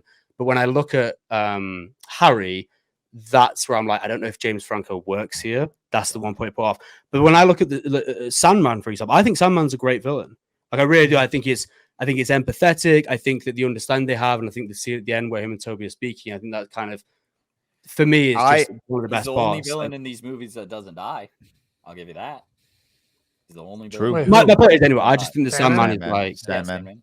I think that Congrats to him. Yo, by the way, for everyone listening, spoilers ahead for every Spider-Man movie. oh yeah, true. We already already said said that. Yeah, I think that, like, and again, the villain thing is where I'm like, okay, yeah, I get why people have an issue because I get Like, it's got style. It's just it's not good. well, yeah, but this is the thing. It's like the style's for me. Like, I like the over silliness, and I almost like how it is subversive in a way where it just goes 0 to 100. Although I do think the first two films are very silly, I think this one massively accelerates that. But at the same time, I think Sandman's really great. I do think the villain's a little bit of an issue because I think they tried to throw, a lot in at once, and you throw like the Gwen Stacy storyline as well. And I get it, although I do think that works for me. But no, I think Sandman's really good. Like, I've always liked Sandman. I think James Franco, that's where I'm like, I don't know. For Grace, Like, yeah, like, I don't mind. I feel like I don't mind Topher Grace. You know what my problem with Spider-Man? Again, first off, I give Spider-Man 3 a 3 stars, so I don't like despise this movie. I do think it's fun, but it's such a wild step down from 1 and 2 for me. I think if the Raimi trilogy came out now, like 2020s, I think everyone would look at Spider-Man 3 and say, okay, Spider-Man 1 and 2 is clearly a filmmaker doing his thing. Spider-Man 3 is a filmmaker being controlled by a production company or something. I mean, I have a lot of behind the scenes. And I don't know why people don't call out Spider-Man 3 for being entirely. They do. Do they? That's a very, very common. I've never heard that criticism. That's Spider-Man like 3. a very, very common criticism. But honestly, I'm not even just saying that. That's a very. I know. I believe you. I'm just saying I've never heard it. Yeah, there's definitely like studio issues, and obviously, Cam, I'm assuming you have like a whatever. There's definitely studio issues going into this, and I do agree in that.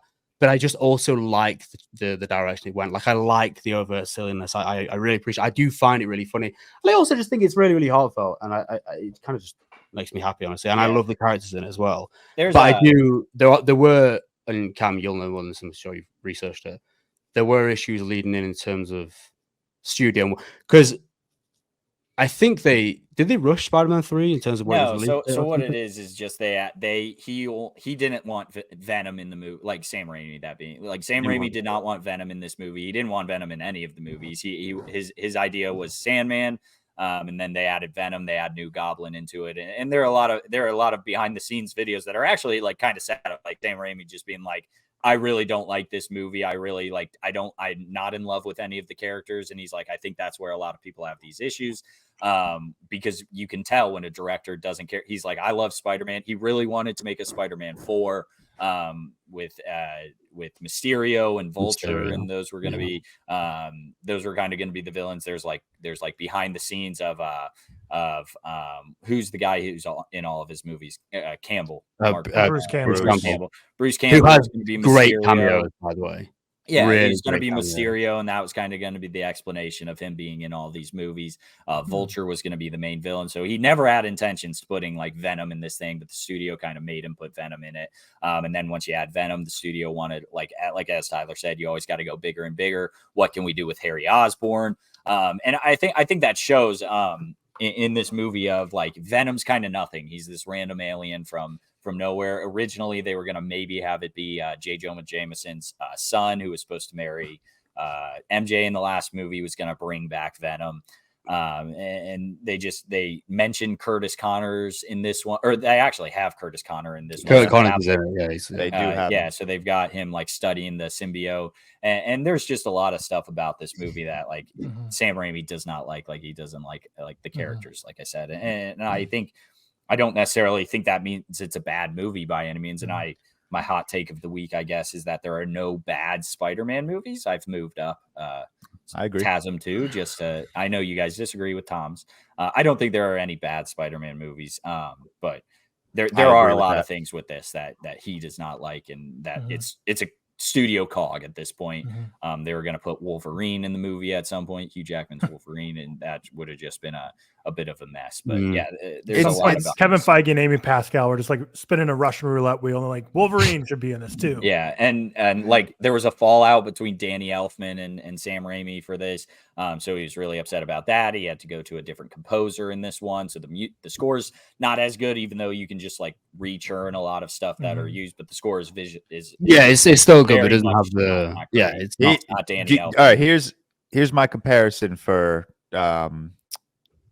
Spider-Man 3. Spider-Man 3 is The Dark Knight Rises, where in a less capable filmmaker, that movie probably sucks. Because I like Dark Knight Rises a lot. Yeah, no, I agree. For sure. I don't think it's that well written of a movie, and if it wasn't Christopher Nolan, I think it would have been a terrible movie. I think if Spider-Man 3 wasn't Raimi, especially if Raimi hadn't done the first two, I think that could have been a real trajectory, and that's part of the reason why I love it so much. I just love Raimi's work, and I also think that.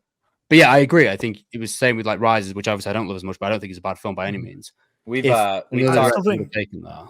Go on, Tyler. Sorry. I still think the emotion hits well in Spider-Man 3. Like I love the whole self-forgiveness stuff with Aunt May and Uncle Ben. I still think are great in this. And then Topher Grace as Venom is fine, but I think like he's a great casting in the sense that him and Tobey Maguire like face to face, like I don't know, like the actors themselves, like just the actors, they are like really like kind of like a mirror, especially when you give one the white tips, the frosted tips of the hair. Yeah. He is really like for me, he is really funny in it though. I think that he is really good. Like as a solo, like just maniac who is just like pursuing, journalism, whatever. I think he works, but it's the Venom thing where I'm like. There are good moments. Like I think he's a good like asshole at moments, but also like Venom is kind of the opposite in Peter in the sense that he's a like much bigger and broader dude, and he's like a jock, and he's this and that, and like people love him. And then this like Topher Grace's Eddie Brock is not really liked by anyone. He's constantly getting screwed. If you want forgiveness, get religion. And then he goes and braves see a chump. Death. That's the thing is, it's like we said earlier, like if you have a existing like idea of what Venom should be, then you're always just not going to like it. Because well, from what I believe, it's not a Venom per se, like it didn't fit the character. Whereas I don't even fucking know what the character is in general. So it's always going to be worse for you than it is for me. Yeah. And the VFX is great on it though. So good. I think it does look really good. I just hate that it's like I hate that it's just a black suit Spider-Man. I don't like the design of Venom. I don't think there's really ever been a good Venom design. I don't love it in the Venom movies, but it's at least more brooding and like a larger symbiote like being, which is what the Venom character. Yeah, the Venom films are better Venoms, which they should be. I don't like the movies, but in all my Spider-Man 3 hate, even though I like the movie, I will say the scene in the church where Peter is like dinging the bell, ripping the suit off, and then it goes down to Eddie. That's double. So it's just not Peter. It's just not. That is not. It's just okay. No, I'm not arguing. I'm not arguing. I think it's just very funny that who cares? It's like, give me a body double this movie. He got shredded for the first two. It was like, fuck it, give me a body double. Did you guys see the video I just texted you? The screen test. We've been doing a podcast, man. I know. I was gonna bring it up once I texted it to you, but that's a screen test of Tobey Maguire, and it is so fucking funny because like if you watch the video, it's like a minute long. When they pan over to Peter, it's just a shirtless Toby sitting in the shadows, and it's so funny. And then it's just a minute video of him just beating the shit out of people.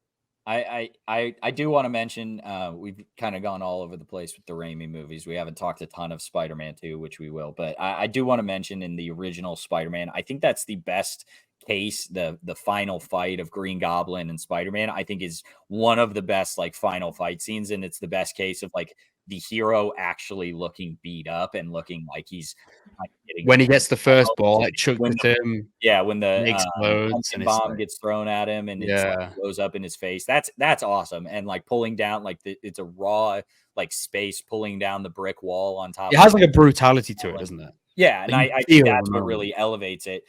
In the other two movies, I really don't think I see like that, like Peter being like that distraught and that like beat up. I don't think it happens in any of the TASMs or Homecoming trilogy. I forget what the trilogy. The Home trilogy. Yeah. The Home The Home. trilogy, Yeah. which we can It talk does about. in Homecoming. I think it does Homecoming when like the looks- building I think- collapses. Yeah, I think Homecoming gets the closest, but I think Spider-Man 1 is the one that really does a good job with like showing him just like he's beaten and battered and broken, and it does a really good job with Green Goblin as well. I think Willem Dafoe is that same like case of like getting the shit kicked out of him. You just had a and you've got building Willem fall on Dafoe him. as well, which is Yeah, and you've got Willem Dafoe doing like trying at the very end to like say he's not the villain. He's like, oh, the Goblin's taking over, and then that immediate switch up is like is just so good. And I love the scenes of Willem Dafoe when he's like facing the Green Goblin like in the mirror, and it's like his reflection. Yeah. And he walks towards it. He's like having an argument. It's like Gollum-esque almost. Yeah, that's really fucking good. I love that shit. We talked. That's a a lot conversation. Sorry, Cam. That's a conversation that I've seen a lot. Like like seeing superheroes just bruised and battered in their like suits, and it's not like something you see as much anymore. At least what I see anyway. Kind of a shame. I think we've talked a lot of Spider-Man and Spider-Man 3. We have not talked a ton of Spider-Man 2, which is widely regarded as one of the best superhero movies, as we've mentioned. I'm the only one keeping it from the ReelTok collection. You guys all three have it at a 5 out of 5. I have a 4.5. Fantastic movie. I think there are some issues with it that still just like I don't love as much as Sammy J reacts maybe, but it's a really great look at it. Shout out Sammy J. Shout out Sammy J. Love Spider-Man 2. But again, a lot of things that hold this back for me. I don't know if I mentioned this. I don't love MJ and Peter in these movies. I don't think Kristen Dunst and Tobey Maguire have great chemistry, even though they were dating throughout these. I think they're the worst couple. No, worse than Zendaya.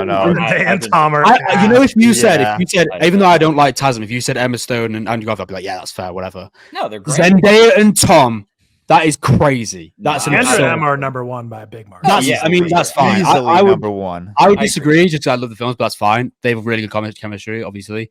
But I think that Tom and Zendaya were dating, and I think the least feeling is MJ and Tom and Zendaya better than Toby and Kirsten. What? Yeah, I really don't like in Cam's defense, I think Spider-Man 1, 2, and 3's Peter and MJ, they fight too much. Dude, she's getting married in the second movie after like nothing. Like they fight way too much. They have the weird love triangle with Harry. She's getting married in the second movie. Like it doesn't work for me. The TASM movies, you feel their love in the TASM movies. Oh, I'm not arguing against TASM. I'm not gonna argue for 1 second that Andrew and Emma are the best. I just prefer Tom and Zendaya. Yeah. Just because I like them. I don't know. I like them and I think they have better chemistry. I could that's be fair. wrong about that. That's fair. I think they all have their moments. I just think for me personally, Zendaya and Tom are like far worse than the other two. For me, here's a question. I think the answer for the first one is yes. Can we all agree that Andrew Garfield is the best actor that's ever played Spider-Man? Yeah, obviously. As an actor, yeah, of course. Obviously. And then can we all agree that Emma Stone is the best actress to play? Yes. Not, I wouldn't say so because I think Kirsten Dunst is like for me one of the best working. I mean, I would take Emma over Kirsten. I think Emma. I think they're both like amazing. Anyway, yeah. But the point I'm getting at is like that helps their case. That helps. Like that they are easily the best actor and actress pairing to play these characters. Yeah, I think Zendaya is really good. IMO. I think Zendaya is great, but she's not Emma Stone. Before we jump, I do want to stick on Spider-Man 2 a lot, just because it's got the most iconic scene probably with the train stopping scene and the train fight. It makes me cry. I think that's fantastic. My one like stupid comic book gripe of this is that like he's getting lit up by Spider-Man. He would be dead. Like it's just a normal person with arms. Doc Ock would be dead if he got hit. The arm should have caught every punch. I think that would have been way better. He gets punched a million times. He would be dead on it. That is a cinema sins critique. No, I agree. I agree. It's a bad cinema sins, and you could also argue if you want it like that. Spider-Man pulls his punches because he's so strong. But like he's got him locked up. He's got like his Aunt May taken on a bridge taking up a tower. He's threatening to kill MJ. He wouldn't be pulling his punches. Like I just think it's silly that Doc Ock is surviving these things. And I'm going to counter that and maybe try to change your mind. I think that is like I one don't of the think most... that's the reason I don't. No. 5 out of 5. Let me explain why that's like a very cool, like whether intentional or not. Spider-Man like very famously just pulls his punches because he knows the damage he's able to do to people. I agree. So like I just said I agree. He's got his Aunt May like hanging up a building. I don't necessarily think he'd be pulling his punches. This is a comic like nerd conversation. I don't know if it doesn't make the movie, like worse by any means. I just think it's silly. I think in my opinion, the arms should have just been like constantly blocking the punches. Yeah. If they're so like high advanced and high tech. And also like I don't really get like what his point of this like creation of the sun is. Like, is it just sustainable energy? But does he have to be there with the arms the entire time? Like, I don't fully understand why the fuck he wants this like sustainable energy that he has to control the entire time and has to stand in front of the entire time. I think it's just when he's manipulating it. I think once he gets it set and his completion's done, it's just something that just sits like a solar farm or something and it's just constantly making energy. That may be true. It's just not. It's not. My hot take is that like Doc Ock is just as good, and I think Alfred Molina is fantastic. I think Doc Ock is just as good as 80% of the other Spider-Man villains. Like I think Green Goblin's better. I personally prefer my Green Goblin's fine. I know that's I know that's stupid. I prefer Mysterio, but I know that's stupid. I hate you. I prefer. Wait. Is that a hot take? Preferring Green Goblin and Doc Ock? No, he's saying he likes Mysterio more than Doc Ock. Oh, that's. I know. Thank you, George. I get it. No, Green Goblin and Doc Ock are like interchangeable. Yeah. I like Doc Ock more, but I wouldn't care either way. But also, just going back to Spike. Go, Cam. Go. Sorry, I have a ton of points. But mind you, in this movie, at one moment, Doc Ock throws a car at Peter Parker, doesn't know he's Spider-Man at this time, like just knows that he takes pictures of Spider-Man, throws a car at this person through a building. What the fuck? Like you're just. That's a great scene, though. That is great. It's a very cool scene, and there's very cool like behind the scenes video of them. Like I've seen them. They're on this this gimbal or whatever you want to call it, where they're both spinning. Very cool scene. Why are we with? He has no intention of killing or hurting. This is like before that, where I don't know, but he's just like he's never established himself as a character of like I'm trying to kill everyone. He's just throwing a car through a building with no force at two random people. Got really lucky. I mean, he's not there, is he? You know, like, he's a crazy guy. He goes into this bank and starts whipping like bags of gold at people. That's funny. I like that's so good though. I like that moment. And you got like Joel McHale in a way under discovered role before he gets big and before he gets hair plugged. Joel McHale. He's like the community guy. He's pretty popular. I wouldn't say he's like a superstar, but he's a popular. Yeah, of course. Yeah, he's got free hair plugs. I know you mean. Just to go back to the scene we speak about, the train scene. That's like my favorite scene in the film. Just the bit where they all kind of lift him and carry him through the train. That for me is like the perfect moment of like his first true like sacrificial moment almost. And then it's like you mess with us, you mess with all of us. It's like true adversity and grouping together in times of need. That bit makes me cry so much. I love that scene. I think that scene is just perfect. That scene like just signifies superheroes and kind of the responsibilities that Spider-Man has, I guess. We'll get to obviously Across the Spider-Verse last, but Spider-Man 2 and Across the Spider-Verse, I think the reason why I love them so much because they excel in like those smaller like intimate moments that I think like even regardless of how much I love like Spider-Man 1 or even I like the Homecoming movies, but none of them have these like really like small intimate moments between like May and Peter, or in the Across Spider-Verse like Gwen and her dad, or Miles and his mom. And Spider-Man 2, and I'd like to think Across Spider-Verse pulls inspiration from Spider-Man 2, but Spider-Man 2 might do the best at making Peter understand that Spider-Man is a completely different life that he has to live, and he has to learn to juggle that. And you've got like the scene. Sorry, George, carry on. No, I was done. But yeah, that's the biggest reason why I think I give this movie a 5-star, because they absolutely nail like these small intimate moments of Peter like truly learning what it means to have this type of power. Especially with the scenes with Aunt May as well, like the scene where he kind of finally reveals to her that it was kind of his fault, so to speak. And then the scene after with the kid who's like sees Spider-Man as like his hero, I guess, and his idol. That moment for me is just so beautiful, and it lines up with everything in the reflection of the film. I think Spider-Man 2 has so many of those moments of like, this is what Spider-Man's like, this is responsibilities, this is the impacts, his actions have on those around him. And I think that, I think all of the Spider-Man trilogies do something the best of like something really small. And I do think what Spider-Man, the Sam Raimi trilogy does the best is like showing that this kid's clearly broke and like actually living amongst the people. I think his landlord's really funny as well. Right? Yeah, that is very funny. Imagine if Spider-Man 2 took place in LA and his mask falls off. They're all taking pictures. They're all taking pictures. Yeah, they're all vlogging it. They're all his identity is revealed to the world 30 seconds later. Oh yeah, and I think that's a good moment, and it works for the time, especially because like right now you would have people like on TikTok like live Spider-Man anywhere. But I think it's a good moment of the times of like not having as much cameras and obviously not taking pictures, and I think it's a good representation of New York. I really like that fight scene. It's just more which one? The train fight scene. Oh, okay. Yeah, I think that's one of the best in Spider-Man, no doubt about that. And this is a good moment of like when his suit rips and he's trying to stop the train. I think like 95% of this movie I think is really great. It's maybe the 5% that holds it back from a 5-star for me. And I don't know. I know I'm in the minority with it. It's like my third. It's like my. I don't know if you are. Like I think it's my two as you are Spider-Man.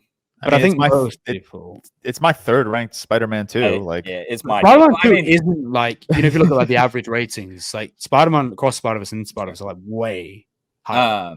I think there are a couple jokes. Just one thing I want to mention: there are a couple jokes in the Spider-Man Tobey Maguire franchise of Tobey Maguire having back issues. In this one, he falls and like has a back problem.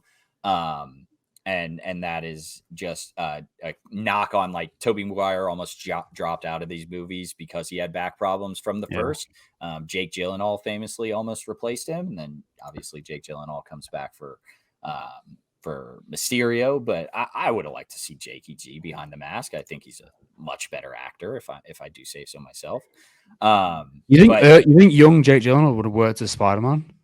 Yeah, I think young Jake. Maybe I'm just saying himself can work as anything. No, I was thinking the same thing, Seth. But when you think about the movies back then, like the Donnie, I'm thinking of Donnie. I'm thinking of this Donnie. Yeah, I'm like, that freak is not working as fucking. But I think it would. No, dude. Jake and Donnie Darko literally just plays like that. Yeah, maybe loser, anxious, lonely kid. I'm just picturing Jake now as well. Like Jake now he's jacked him with a beard. That wouldn't work. Jake now, I'd like to see as a Green Goblin or Craven.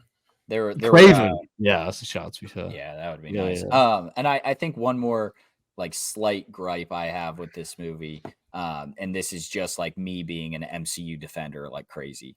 This is me coping like crazy. Is you get the jokes of like, I don't want to help save the world. I want to go on vacation with my friends or something and far from home.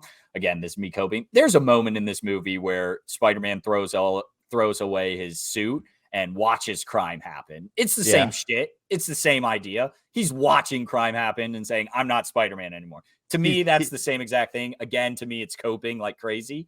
But I just want that to be known is there's a moment he watches crime. He watches and he eats a hot dog too. He says, fuck you, I'm eating this hot dog right now. It's just that scene where he just bins puts the suit there, though, is cool as fuck. Oh yeah. Like when he walks away from it. Shot from the comics. It's Spider-Man no more. Like a direct, awesome shot from the comics. They do it in Across the Spider-Verse with Tobey's character as well. But yeah, it's a really great shot. I just want that. I want that on record. He blatantly does not go help a criminal, or blatantly does not go stop a criminal. That's part of the thing. Who cares? So Spider-Man 2, really great. The final shot of him falling into the river. People like it's very clearly CGI. But I think it looks really good. But I saw a lot of articles when I was just like looking up like behind the scenes of like, did you know it's completely CGI? And I'm like, yeah, because it looks like a rubbery man, but it looks really good for the time. And I think the I Won't Die a Monster scene is really good. Do you want to hear something funny? Not that funny. Instagram post came across my feed like 2 or 3 months ago, and it was a picture. It was a black screen with text, and it said, if you were to write a movie where the villain became a good guy, like what would be his final line? So I commented, "I will not die a monster." Dude, no one in the replies understood the reference. Everyone was like, "Wow, that's amazing, bro. You should really write movies." And I'm like, "Dog, one of the most famous comic book movie lines out there. Are you kidding me?" Yeah, that's tough. We talked a lot of Kirsten Dunst in these things also is just damsel in distress number 2. And I like the TASM movies. I like the TASM movies where they actually have like Emma Stone's character Gwen be a real character. She serves a purpose in the TASM. I think in 3, I think that for me, Kirsten Dunst serves a purpose in 3 because it kind of like revolves around her and her mishaps. She just gets captured again. My point is they reuse screams throughout these movies. My point is that how she's just cucking Peter. She goes and cooks in a kitchen. Sorry, go. No. What's your point? What's your point, Seth? I think how Spider-Man like treats her throughout the film. I just think domestic abuse. Yeah, that's sick when he just starts swinging on his ex-girlfriend. That's awesome. Yeah, but this is the thing is how it treats her and how that impacts her, and that's the thing. There's more of a focus there on her. I know it's like the whole he's a symbiote and he can't control himself. Again, one swing, she's dead. She's dead on impact. And he's please stop with these criticisms. You say he pulls his punch, then he knows he's hitting her. Yeah, this is cinema sins. This is cinema sins. Stop with these criticisms. Cam is right in the situation, and MJ that punch should have killed MJ. Yeah. That punch, or at the very least, snapped her jaw in half. Yeah, he swings hard, man. Yeah, like that's Spider-Man. If he's pulling his punch, then that means he's cool with domestic abuse. Seth, in comic books, there are comic storylines where Spider-Man dogs Thanos, or at least can hang with Thanos. Yeah, but I don't know about that. That is how strong of a human being he is. We're not like fucking watching John Wick and being like, oh, he should have been shot in this. Oh, you know when he fell out of that 7-story apartment building? It's just stupid criticism. This is like the smallest fucking thing. I agree. You know what movie, dude? Actually, I disagree. Domestic abuse, not small, big, boo, super Tobey big. Maguire. Boo, Tobey Maguire. What movie like absolutely nails like the power of their characters perfectly? Wait, let me Constantine. Guess. Okay. Okay, I'm telling you, that movie absolutely nails how strong every character should be. It's beautiful. No one's OP. Beautiful. We're deep into it. We got to move on to the task. Yeah, here we go. For you, wait. Oh, also, mind you, sorry, a lot of people behind the scenes did not like Tobey Maguire. There's an interview of doesn't even remotely surprise me. There's an interview of Joe Manganiello saying one of the crew members would pay him $50 to actually punch him during that fight scene. And then also like there's a behind the scenes of Sam Raimi when he's at college in 3, he gets hit with books. That's Sam Raimi, and he just like wails on him, man, just like goes in on him. So yeah, good fun behind the scenes, not liking your castmate. I love when Sam Raimi. Sorry, one more thing. I love when Sam Raimi appears just to get yelled at by J. Jonah Jameson, and that's it. He's like, "I'm gonna throw my George when he's like, what should we call him, Dr. Octopus?" And then he's stupid, Doc Ock, genius. J. Jonah, we don't get to talk about like the small things enough because we do have to keep this under 6 hours. But like J. Jonah Jameson, every line he has is fantastic, and then every scene of Peter just turning in pictures and being when he asked him for like the payment beforehand. All-time moment right there. Like, just so fantastic. Funny. Moving on. We shouldn't have done a full Spider-Man breakdown. No, we need. This is going to be a 4-hour episode. Yeah, to be fair, the first hour of this was a real quick. So on the recording, it should have been. We're only at over an hour right now. Okay. It should have just been Spider-Man Sam Raimi breakdown. But actors who were almost in the role, we mentioned Jake Gyllenhaal. I want to mention Harry Osborn was like, James Franco was like second running, so that's why he's Harry Osborn. Leo was at one point possibly going to be in this. So a lot of big names. Just like most all like Spider-Mans are going to have a lot of big names going after it. But moving on to the TASM movies, and I am a TASM 1 defender. That being said, it's a shot-for-shot remake for the most part. Like it is beat-for-beat remaking of the dual personality villain. The Uncle Ben scene, obviously, which is fine. You're just doing an origin. You can do the Uncle Ben. Me personally, that's why I really like the MCU trilogy. I've seen the origin. I get it. I know what's happening. I don't need it again. Even though you could consider the whole trilogy to be an origin. But we didn't need to see Uncle Ben die again. And also in Uncle Homecoming Ben really stinks in TASM as well. In Homecoming, Tom Holland's Peter alludes to Ben dying anyways, because he's like, no, May can't find out. She's been through too much lately. So like they alluded to it, they reference it, but we didn't need to see it again. Yep. So yeah, TASM obviously has Reese Ifans as the Lizard. We got Andrew Garfield as Spider-Man. We got Emma Stone as Gwen Stacy. Kind of changing it up, going with Gwen Stacy rather than MJ for this one. Makes it a little different, but still for the most part, it is shot for shot remake. This might be a hot TASM take. TASM is one well-written villain from being top 2 or 3 Spider-Man movies ever, and one of the best comic book movies ever. I truly think believe Lizard's terribly written. That's I don't think Lizard's great written, but I don't think he's terribly written. He's never reaching the highs of like Goblin and Doc Ock, which is an unfair comparison. Like I don't think any Spider-Man live-action villain will reach those highs, but I truly do think, even though it is basically a shot-for-shot remake of Raimi's Spider-Man 1, I do think it is like a genuinely like all-time villain away from being one of the best comic book movies ever. I think this movie has so many beautiful and important Spider-Man moments that are just painted on the screen from a comic book. I think almost everything it does the exact same as Sam Raimi's Spider-Man. It does a little bit worse. Yeah. I would say the thing is, like watching them back to back, the visuals in these I was blown away by. Their style. I don't like the visuals. No, they're great cool visuals. Like compared to MCU, especially. Like I was surprised at how good TASM 1 and 2 looks.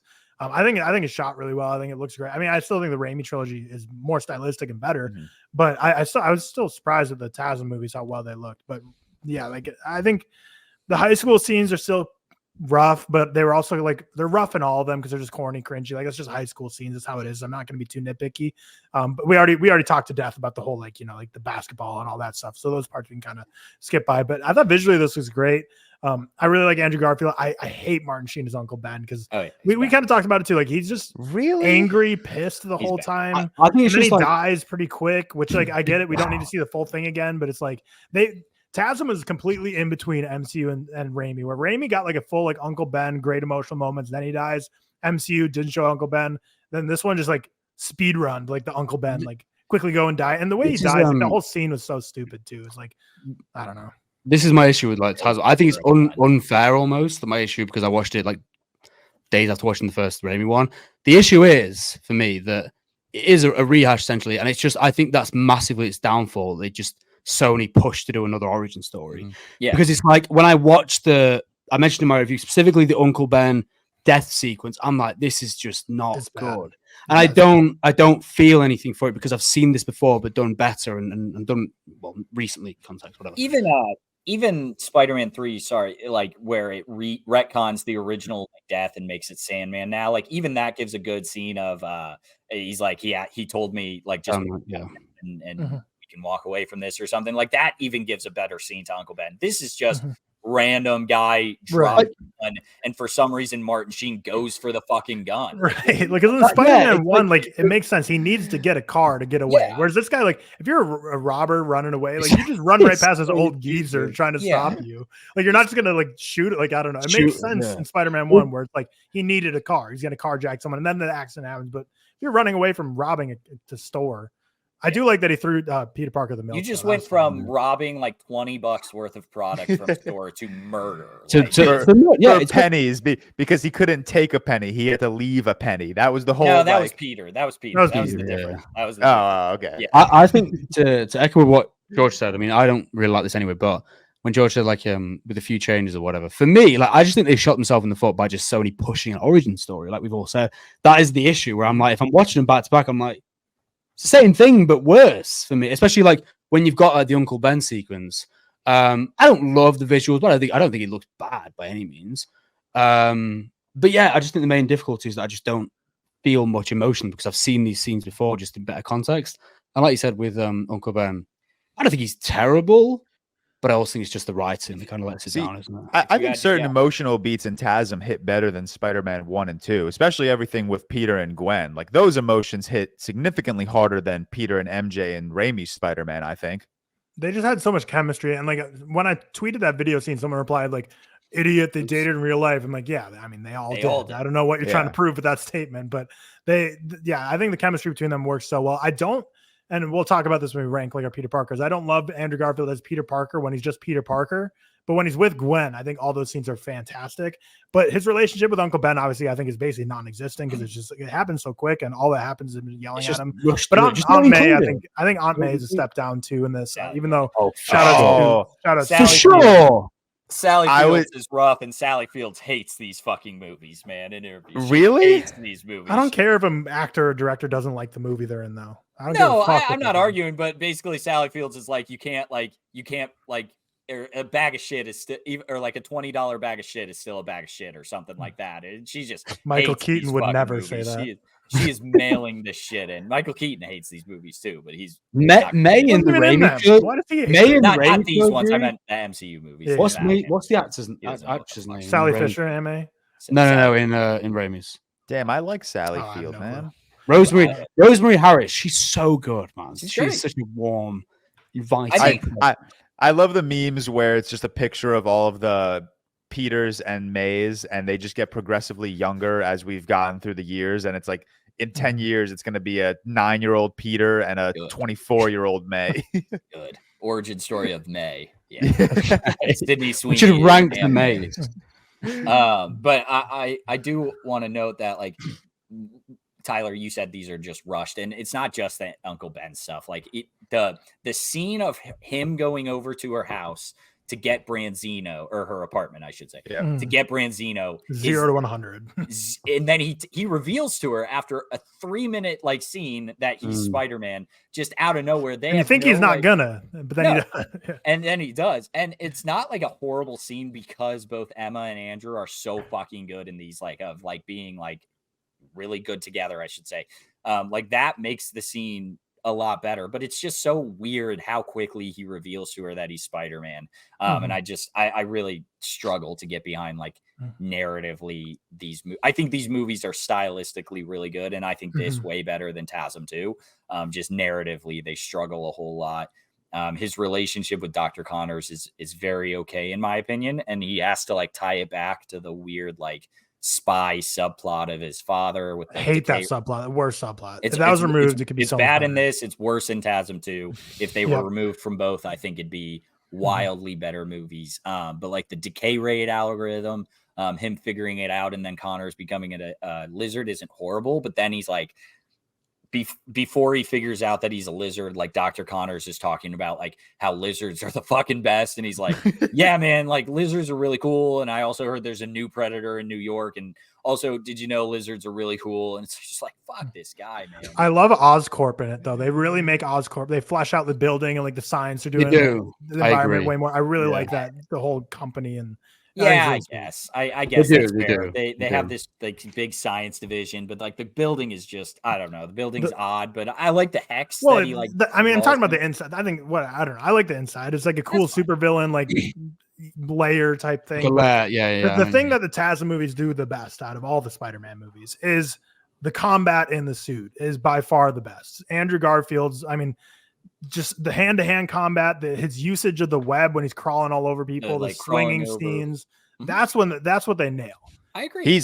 Andrew's Peter is easily the most resourceful Spider-Man. These are the movies, like, even though, again, I like the web shooters more, and I think it's such an important like characteristic to the character of Peter. These movies do that the absolute best, where they show just how smart this man is. Like Peter Parker is a fucking genius. He's lazy and he's immature sometimes, but he is a genius, and this movie really shows that. I think you nailed it. Like I think they do that really well, and like you mentioned, like him crawling over the lizard like a spider and So wrapping good. up, so good. Like that fight scene's awesome. I think like it looks really good, and we'll talk to TASM too. There are moments where he like is climbing up the webs that he's swinging, like like you would think a spider would, like climbing up the webs and like using them for different purposes. And he gets one web shooter like electrocuted, and he splits his web in two with his thumb. Like that's all fucking cool. Like he does a really good job with that, or like grabs the web out of his web shooter that's working Swinging and throws it with the other scenes. No doubt about that. I think Easily those are all fantastic. Scenes.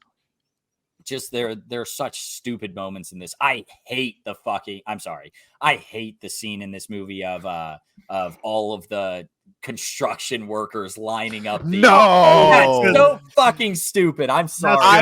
I was just gonna say that's classic Spider-Man. That's like, dude, that's New York coming together, man. That's the stupidest way to do New York coming together. Hey, we got to get all these cranes lined up for this guy. He saved his kid. That's a good. Dude, first off, have you? Awesome. When you come to New York, you will see that there are truly that many cranes in this fucking city. But I was waiting for you to stop talking so I could bring that up, because that's one of my favorite fight scenes right before that, where he beats the fuck out of all the cops and then like reveals himself to Gwen's dad, and then he gets shot, and then it's like the Spider-Man 1 scene where they're like, you mess with one of us, you mess with all of us, like just the New York. Spider-Man 2, the New York coming together scene, but it's just cranes. I love it. No, man. I think that's like one of the most Spider-Man-y scenes in the film. Yeah, that is just Spider-Man. That's like the New York family home life. Which again, you can critique it because it's a rehash, sure, but it's the same energy as the Rainbow. Yeah, no, I totally agree. I totally agree that it's the same energy. I think it's done the dumbest way. I think that's just a stupid. All these construction lines are lining up. I'm sorry. I think that's just Spider-Man. Like, I think him saving the kid and giving him the mask is the best. And I think what these movies do the best as well is like giving that hope of anyone can wear the mask. Not as good as the Spider-Verse movies, but that's like the entire point of them. I think like the kids like wearing the mask in this and saving that fantastic. And in TASM 2, again with the Rhino sucks ass, but like that scene, Rhino is so bad. The scene of that kid stepping up is great, like is really good. And that idea that anyone can wear the mask is the entire point of Spider-Man. And I think these do really well with that. I do kind of agree with what George is saying at the top of this, though, is that, and I think it's a little more than just like a great villain in a way. I think there's just some minor things that easily could have been cleaned up from these to make them really great. First thing I would do, mother and father storyline, out 69, throw it out, 68 or whatever, 86 it, take that out, nothing about it. I think that's just so messy and rough. And for the first one, I think that's really like one of the main things I had a great about. The Uncle Ben, make a decision. Do you want to go deeper into it or not into it at all? They just did an awkward middle thing. Those are the two biggest issues I have, but I like the score in this one with the Zimmer. I don't like it in TASM 2. I feel physically assaulted by the dubstep every time it comes on. But Challenger's score was okay. Oh my God. You can't two sides this. You either like both or you don't like both. Man, Challengers is so much more annoying, dude. That's insane. That's an insane comment to make. Score of all time. Oh my God. I have some great like behind the scenes of the dubstep that we'll get to. I think it was Junkie XL who did that part though, but TASM 2 was like a collaboration of a bunch of people, not just Hans Zimmer. I want to mention one scene in TASM, the original, of where he tells Gwen Stacy that Dr. Connors is the lizard, and he goes, Dr. Connors wrote my daughter a letter of recommendation, and he's just like, I'm not going to look into this. And then he does like a little bit after, but like, why would you use a letter of recommendation as the reason you're not going to look into this? Like, I mean, she's going to like the top schools, man. Might be I know. What do you think? Once this guy is revealed as giant lizard man, you think that letter is going to do a whole lot? No, just silly, dumb scene. And then immediately after, it just like goes back on that, and like then the final fight ensues, and it's just like it rushes so much in this movie. I mean, To be fair, I don't blame him because everyone Gwen Stacy's age is like just first day of internship, and she's like the head of the intern division there. So it's like he probably gave her some special treatment to get her that high up in the company. But TASM 2. Then I really like TASM 1. I liked it so much more on rewatch. The first time I watched it, I did not care for it. 4-star on rewatch. But then like TASM 2, man, same problem as Spider-Man 3, but even more so with just. So many storylines. They open and end with the Rhino, and when they end with the Rhino, they bring up the Sinister Six being started. You get Dane DeHaan as a Goblin, but you also get his dad dying. So you get Norman and Baby Goblin. You get Electro, plus you get. There's got to be more. This is an all-time list of bad villains. There's also a lot of other people. The random Russian doctor is like a villain from the comic. Felicity Jones or Felicity something in this is Black Cat, played by Jyn Erso. Like they just try to introduce so much of this fucking universe to the movie. It's like there was a big like massive Sony leak right before this movie released. If you don't know about it, like a ton of shit got leaked. And a lot of that like being what the scrapped plans for this movie were of like it being a sincere Gwen Stacy and like Andrew Garfield, Peter Parker movie, which I think they have elements of that in it. But like they were just going to do Electro and his descent into madness. They weren't going to do Goblin and Rhino, and they just add those in. They weren't going to do the Roosevelt storyline. They just add that shit in. And it's just a mess, a fucking mess. I love Green Goblin's design as well. It's like Goblin's design is awful. It's so bad. The scene of him. No, you go. No, you go. Okay. The scene of him like telling him he's not going to give him the blood and him just freaking out in there is just atrocious. I'm sorry, Don. This just a miscast. I thought he was better on rewatch than I mean, I don't think he's great by any stretch. I don't think it's necessarily his fault. Yeah, I think when he's Goblin, it's terrible. But when he's just like it's a very different take on Harry Osborn than we saw in other movies. I think he does that take fine. But he's a good actor. I can't stand Electro because like every other Spider-Man villain, there's like sympathetic elements. With Rhys Ifans as Lizard trying to save his or like reattach his arm, Doc Ock lost his family trying to save the world with renewable energy. Trying to see like daughter. Like Electro's just like people are bullying him at work. Like again, just not a real person. Like no one is this. Like fucking Ryan from The Office is like everyone's leaving on this guy's birthday, but this guy can't. Like it's just if you're in an office. Harassment. You're in HR's on your ass immediately. You're fucked, Ryan. Like, especially because they say he's an electrical engineer, which if you know anything about that industry, those are held high. If he's an electrician, then I could see the whole like joking at him. But if he's an engineer who like designed the whole power grid, he's gonna get more respect than that. He's probably is higher flaming hot, like remade. Like he designed this thing and just got like shifted to the side. Like I don't understand that entire thing. And not to talk about too much, but it's so funny seeing Jamie Foxx come back in No Way Home. Spoilers. And he's jacked in that, and he's just not in TASM 2. No. Yeah, completely different. And the opening scene of him like running through the streets with blueprints, like you would be guarded by men like surrounding you if you have all these blueprints for classified documents, like, and just I mentioned it I made a video about it or something. Like Peter Parker just lets these people die, like lets the Paul Giamatti Rhino, horrible by the way.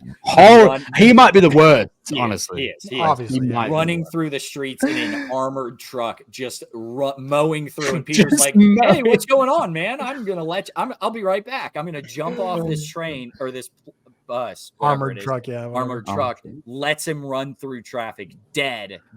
A taxi flips over them while he's saving Max, dead. Like just web up Paul Giamatti, stop the fucking car. Like this dude is nothing, and he's just toying with him. Stupid. Let me chime in with a positive from TASM as we're shitting on this. TASM 2. We did. I mean TASM 2. Sorry, TASM 2. I do love post Gwen death where Peter kind of like disappears and then he's like he returns and this kid is being stupid obviously and runs in front of the Rhino, and then all you hear is the thwipping of the or whatever you want to call it of the webs, and then Spider-Man and the camera kind of pans and you just see Andrew standing there. I'm like, that's a good scene. That is a good, great scene. With great power comes great responsibility type scene. Yeah, where the kid comes out and he's like, "I got this, man. Thanks for stepping up for me." Like that again. That does an amazing job of anyone can wear the mask. It's a fantastic like scene, and I immediately think ruined by Rhino. It's a 10 out of 10. Oh my god, yeah, immediately ruined by Rhino. You're right. Spider-Man. Yeah, He's like he's rhyming. He's like, "I'll stomp you and smash you." Hold on. The guy from the Holdovers do that, man. Like that is the worst accent ever. Yeah, and it's just atrocious. It almost felt like it just felt borderline. No, not borderline. It was offensive to any Russian. Yeah, for sure. For sure. Yeah, truly. And there's another Russian scientist like doing a weird accent, and they're like, and it's just, oh my god, it does not work. Cam, though, TASM 2, all-time text from you that I want to read. Man, must really fucking suck to spend your entire second movie avoiding the woman you love because her dad told you to keep her out of it.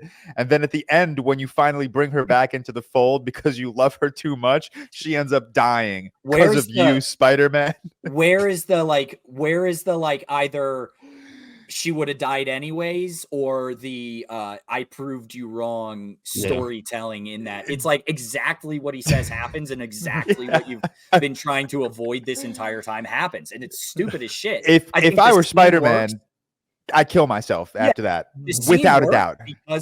Because Gwen and Andrew are really good. The scene works because the web reaching out as a hand is incredible. Cool. It looks really good. But just the idea of this entire story being, I have to avoid you because I can't let you get hurt, and then fuck it, I'm not going to avoid you. Dead. Stupid, man.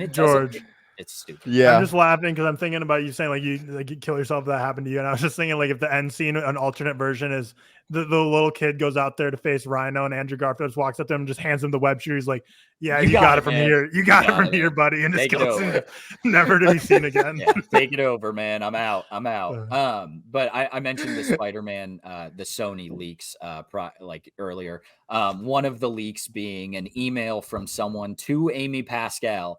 If just a couple thoughts on what we could do for this movie. And this is a real email that got leaked.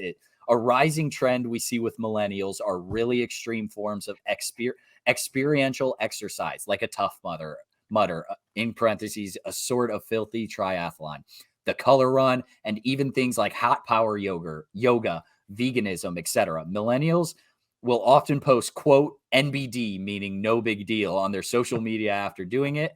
Also known as the humble brag. Wondering if Spidey could get into that in some way. He's super athletic, bendy, strong, intense, and it's all NBD to him, of course. Next point.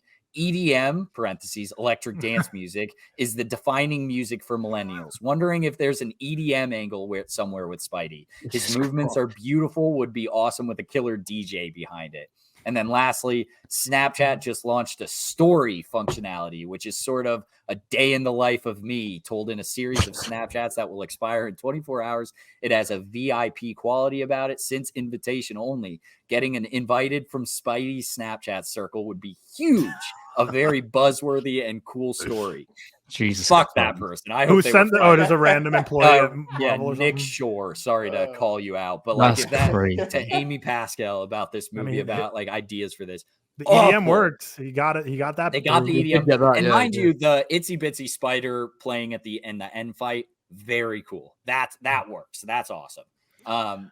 They're also got leaked. There's like behind the scenes of Kevin Feige's notes. Let me know how many of these you agree or disagree, but like Kevin Feige just rips this thing apart, basically saying everything about that we just said was awful is awful. There are too many storylines and we need to choose which ones we're focusing on, i.e. could reduce the father arc, could reduce Roosevelt, could cut out the plane crash and Richard destroying spiders to start with Spider-Man, let the danger stakes of NYC build first, tone down Paul Giamatti performance. He seems a bit more menacing and less cartoonish. If you cut Richard from the opening and plane crash, maybe you could instead do Harry coming and seeing Norman. Really love Electro, but feels like you don't need the scene in his apartment, and which makes him seem completely crazy and hard to relate to. Like the idea of the eel goes into his mouth and instead of burrowing, you see him glowing within. Need to set up the power plant earlier visually. There could be a better way to reveal Peter is missing graduation. Maybe when you cut to Gwen, there's just a ton of these things. Why do we need a year to pass after Gwen dies? Andrew's performance is all over the place. A lot of crying and a lot of mania. Hard to track him emotionally sometimes. It undermines his reaction to Gwen's death because he is upset and emotional a lot in this thing. I agree, but like it works because Andrew's a good actor. There's just so many of these like, hey, this movie fucking sucks. You need to cut it down. And that's all you need. The whole Roosevelt Station was so crazy too because they made that such a big reveal, and then like God.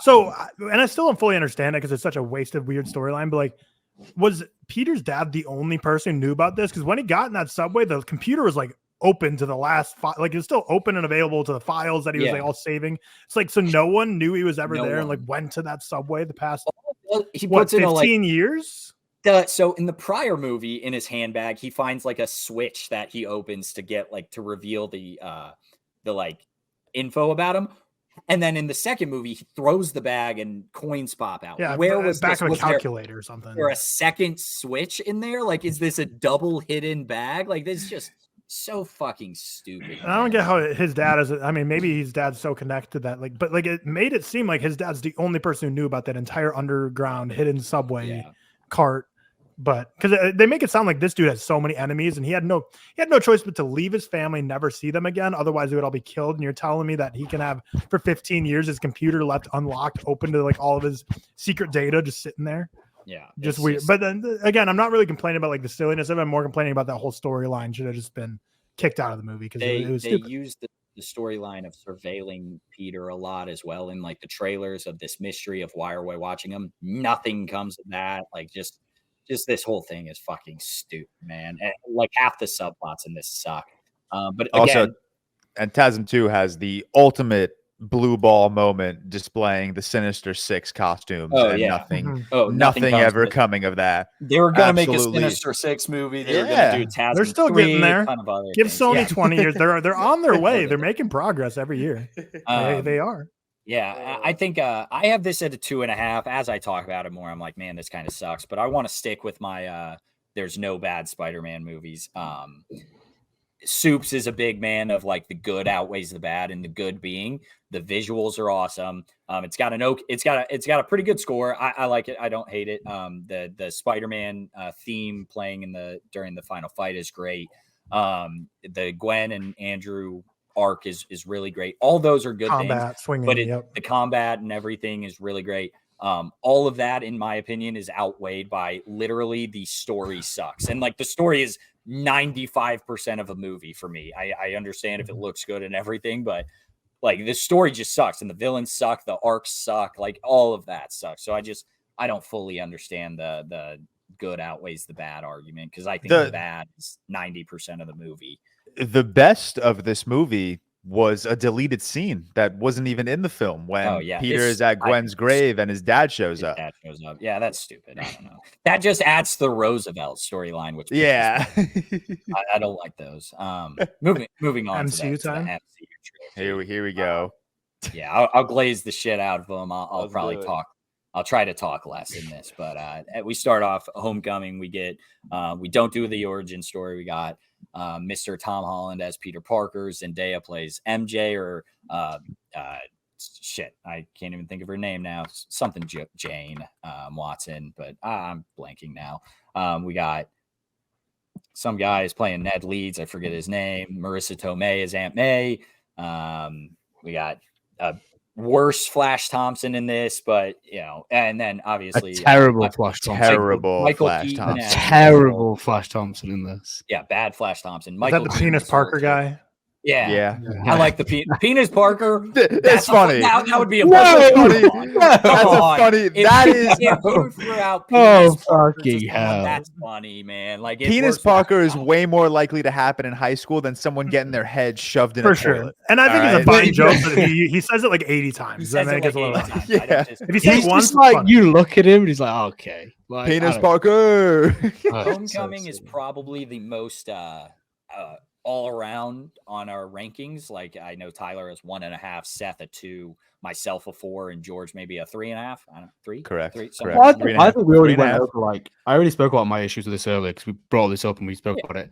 My issues with a lot. Well, actually, and we'll get onto this. I was going to say my issues with the Holland trilogy, but actually no, because this is spoiler. This is the only one I actually don't like.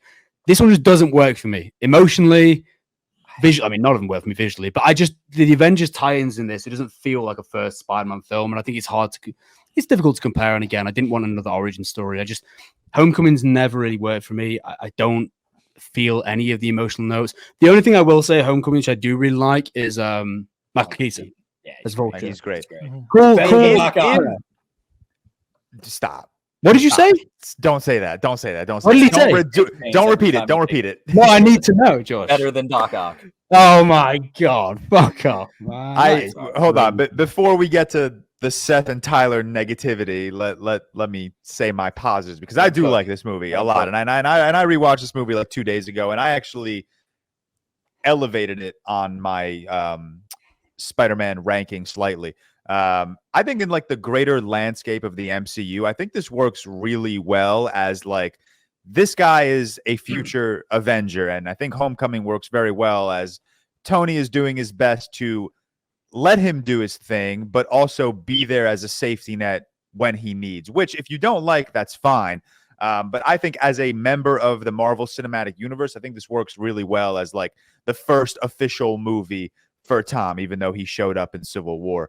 I think this has some really awesome Spider-Man moments. I think one of the best Spider-Man moments across all live action is when the building collapses on him and he like sees himself in the reflection, and he's just kind of like, he's hyping himself up. He's like, come on, Spider-Man. And I'm like, that's a really powerful, comic accurate scene that I very much like. The Vulture misdirect, awesome. Yeah, hot take. Marvel uses our internal racism against us. They got us with that one. That is true, but crazy we'll get people are. Yeah, we'll get to Far From Home. The Mysterio flip, painfully obvious from the first scene, whereas the Vulture flip, comic thing though. True, but the Vulture thing I did not see coming, and I thought that was an awesome little like subversion of my expectations. I think the entire final battle of Peter proving himself without Tony's tech, awesome. I really like that final battle with him and Michael Keaton as Vulture. I think the whole Vulture arc from being a what was he? He was like damage control, or he was working for damage control, and then damage control came in and basically said, fuck you, you're out of a job. So that was kind of the like it was a very simple villain origin story, but I think it does work effectively again as a member of the MCU, being like this, I guess, Vulture follow-up to the events of Marvel's The Avengers in 2012. But yeah, I like this movie. I still have a great time with it. I think the comedy hits. I think there are some funny fucking one-liners when Peter's in Washington and he like swings in, saves the elevator, and it's all of his friends. So he deepens his voice and goes, "Hey, how you doing?" I think that's so funny. And then he looks over at Ned, who's like cheering, and he's like, hey, big guy, stop moving around. I was like, this is funny. Like, this is funny stuff. It's not the strongest Spider-Man movie. Obviously, it's not even the strongest in Tom's trilogy, I think, but I think this movie works really, really well in certain moments, and it has some very powerful Spider-Man sequences that I still have a lot of fun with. There are a lot of MCU movies that do not hold up well. I think Homecoming it was never at the top of my Spider-Man ranking. It's never at the bottom of my Spider-Man ranking. It has done a good job at just staying right in the middle and providing good, clean entertainment anytime I rewatch this movie. Tyler, you hate it. Give your thoughts. Well, I used to be such a defender of this movie. It was one of my favorite Spider-Man movies for the longest time. I mean, like 3 years ago when I watched over 2.5 years ago when I watched it for the very first time.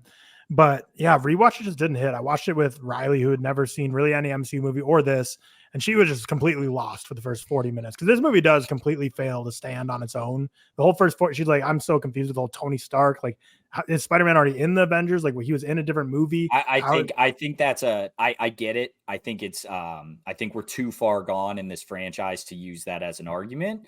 But like, I get it fully, but I think if you're still watching these movies as one-offs, you just can't. I use the argument, but I agree with Cam. Like, I use the argument because it annoys me that they tie everything in, but I also think that's a you problem. Yeah, it's so annoying though. Because like I'm watching with Riley, I'm just like, Okay, pause. I got to explain about 7 movies now to explain how he got here. Because I was like, I explained he was in Civil War, and she's like, well, why are they fighting each other? I'm like, yeah, they don't work keep as going back, standalone films. keep going back. Yeah. Complete failures as individual films. They got too lost in the whole Yeah, switch up. Happy is the worst character in the MCU. So I'm starting to really get on that train. Sucks. I like John Favreau.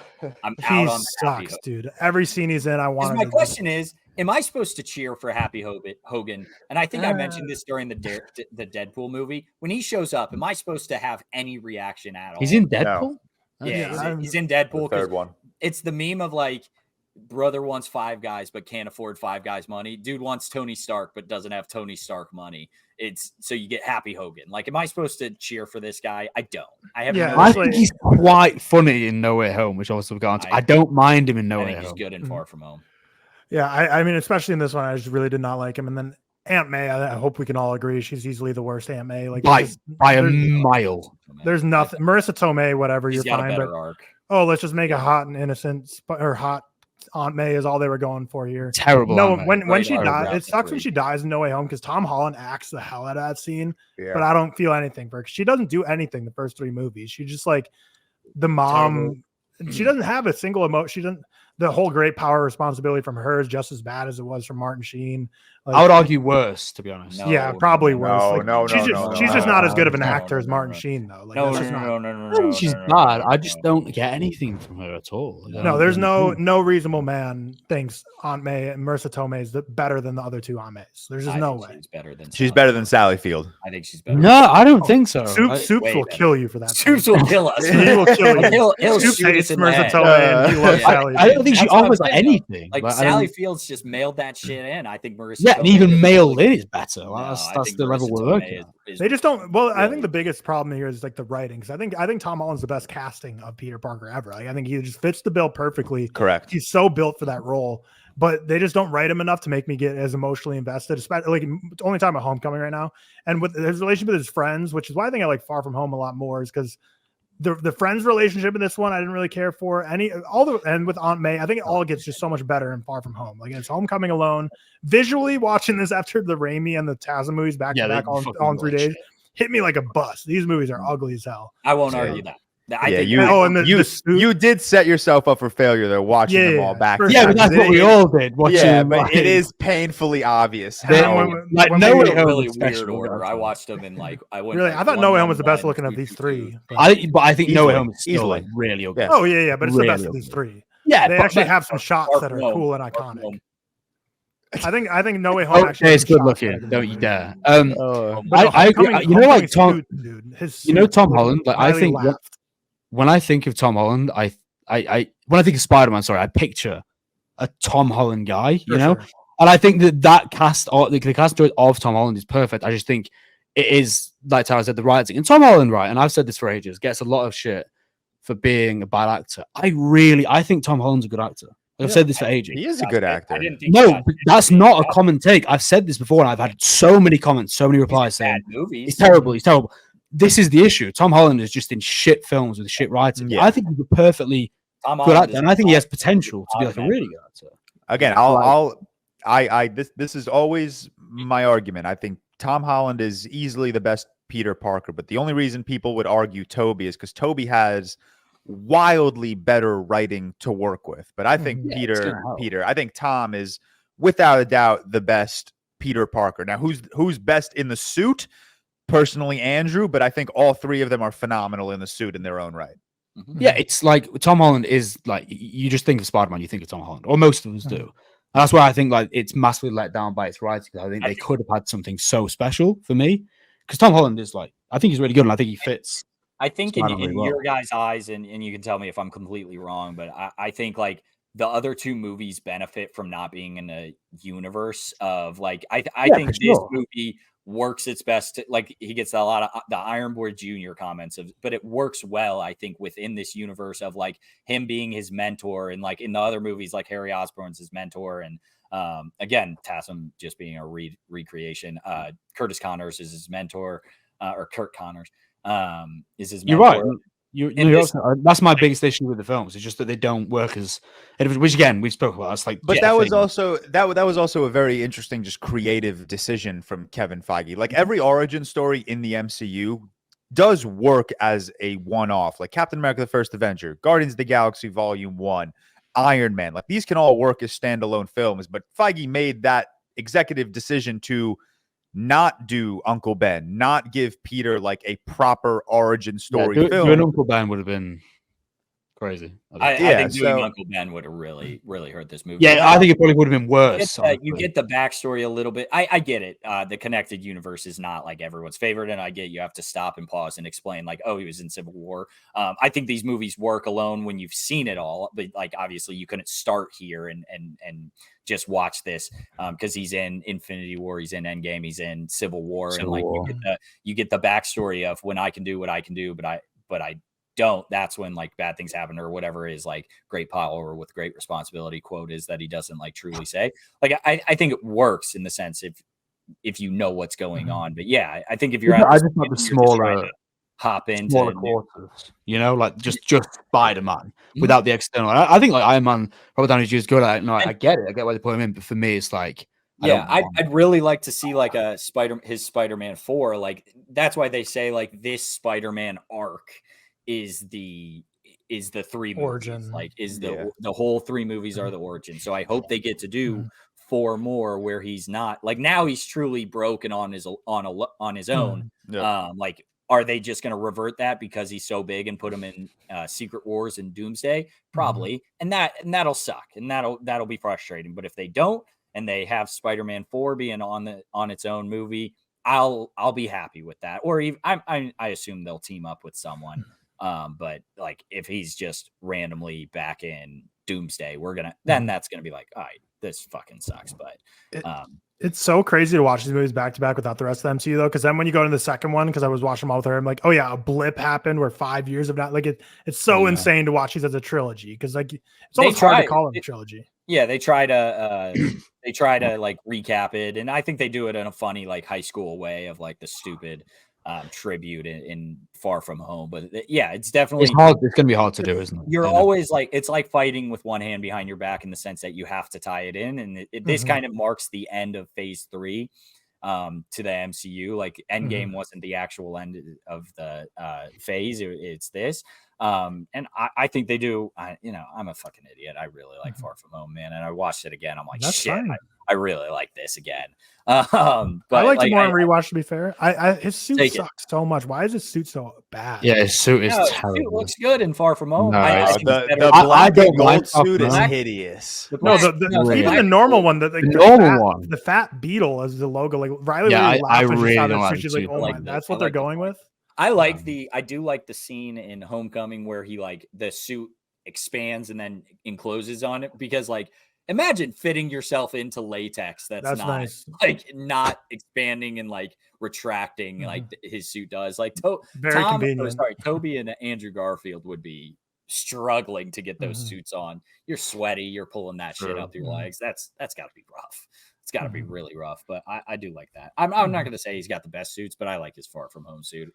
And it's probably just me coping that I don't mind. I watched Far From Home. I don't mind Far From Home. I think Far From Home is pretty cool. It's fine. I think Jake.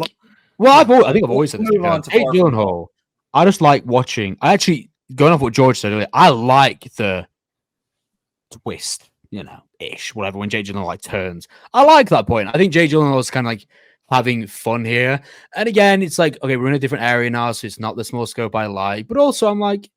I think it's quite funny, this film. Like, I genuinely think that some of the comedy actually works in this. And then say with No Way Home surprising as well. I just don't find it in Homecoming. But I think Far From Home is fine. I think it's perfectly served. But I just think it's like, it's okay. It's cool. I don't mind it. The projector scene, like the big Visions battle where like, I thought that scene's awesome. All time. I'm not, no one ever like argues when I glaze that scene, but like that scene is truly all time. I don't know. Someone in my letterbox comments is saying... It's mid. We'll see. Wait, never liked the Mysterio illusion nightmare. Felt like it wasn't in line with how his powers were presented at any other part of the movie. You know what does look really bad? The scene when they first get there, who's the first fight with again? Who's it with? Which one? The fire. Yes, yeah. That looks awful. like Really? awful. If you watch it, but like really, really bad. Go on, Cam. No, I was just gonna say I think there are moments that don't look great, no doubt. I'm not gonna say these are visually the best looking movie. There, I'm not Owen. I'm not only there for the visuals. I'm way more, I would say, story like line interested, but like I'm not gonna argue these don't look great. TASM 2 looks way better than this. The Raimi movies look way better than this. I think it knocks it down a little bit when the visuals aren't there. I think that the story in this is much better than some of the others. Yeah, I'm not just a visual guy either, because I think that's a tired criticism. People are just like, oh, it's visually ugly, therefore bad movie. Yeah, I think, but I didn't notice like the lava fight specifically looked bad. So maybe it does. I didn't notice that moment.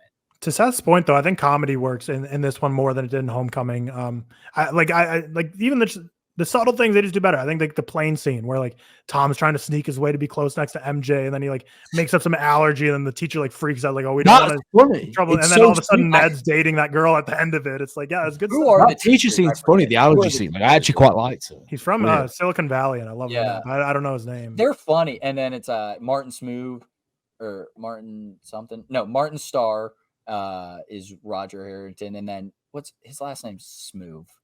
Can't fucking think of his goddamn name, but they're funny is all I'm trying to say. Is like they make me laugh. And you mean I like them. Yeah, I think they're cool. Who are they're funny actors? I can't fucking find them. JB Smoove. Smoove. Thank you. What a name, by the way. Yeah, and then it has the like guy from the Eric Andre show, like the other guy on the show. He's like the gym teacher. I don't know. They make me laugh. No, I agree. I think they're like they have like comedic relief in this. And like No Way Home, when the again the Eric Andre show backup guy, he basically is like, no, you're a war criminal. It's just I don't know. They make me laugh. But Far From Home, I can't get enough of the illusion scene and the illusion at the end, and just the whole twist is very much like I knew it was going to happen before the movie, but I think they do it well. And I know people like hate that they're all connected to Tony, but I think it works. You got to connect them somehow, right? And I think it works in this universe. If you like that, great. If you don't, I understand. I think it works in the scope of this universe, and like just him sitting there and him like being really serious, and then as soon as the illusion goes away, and he's like, "See, that wasn't so hard, was it?" I really like Jake Gyllenhaal in this role. Jake Gyllenhaal's great in everything, though. So this is the one with the scene you tweeted a picture of, right? Where it's like Tom like undressed with the Tom with the one person like putting on the suit or something. It's not like an escort or anything because she's like an agent, but like him getting caught, that's silly and that's stupid. I'm not gonna defend that for anything. No, I don't think it was bad. I'm just saying that was funny. Like, and when you tweeted, I'm like, that was good stuff. I love your tweet. Doing weird stuff on his way to Prague. This movie again though has like the weird like Tom running through the streets of in the same outfit, just with a mask on, of being Night Monkey, and just like the idea that he's not in he's in the same locations as this school trip. Like I think that's a valid concern that he has at the start of the movie, of like not wanting to do this, of like I'm with all my friends, like they can't see Spider-Man in Prague and in London when I'm here as well, like that kind of thing. But then just making it Night Monkey like doesn't really work. I don't know. I think it's a valid concern, though, that people use as like, oh, he doesn't want to save the world because he wants to hang out with his friends.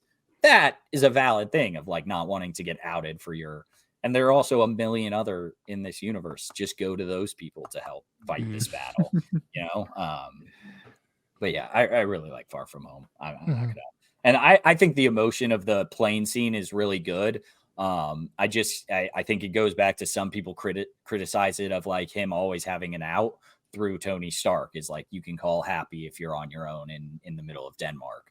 But I think the emotion of him like not being able to deal with it works, and you're not going to be Tony. No one was ever good enough for Tony, not even Tony. Like I think that all works. But it may not work for everyone, and I get it if you don't love this movie. Moving on, unless we have any points on Far From Home, moving on to No Way Home, the big culmination of all three of these films, bringing back Toby, bringing back Andrew, spoilers.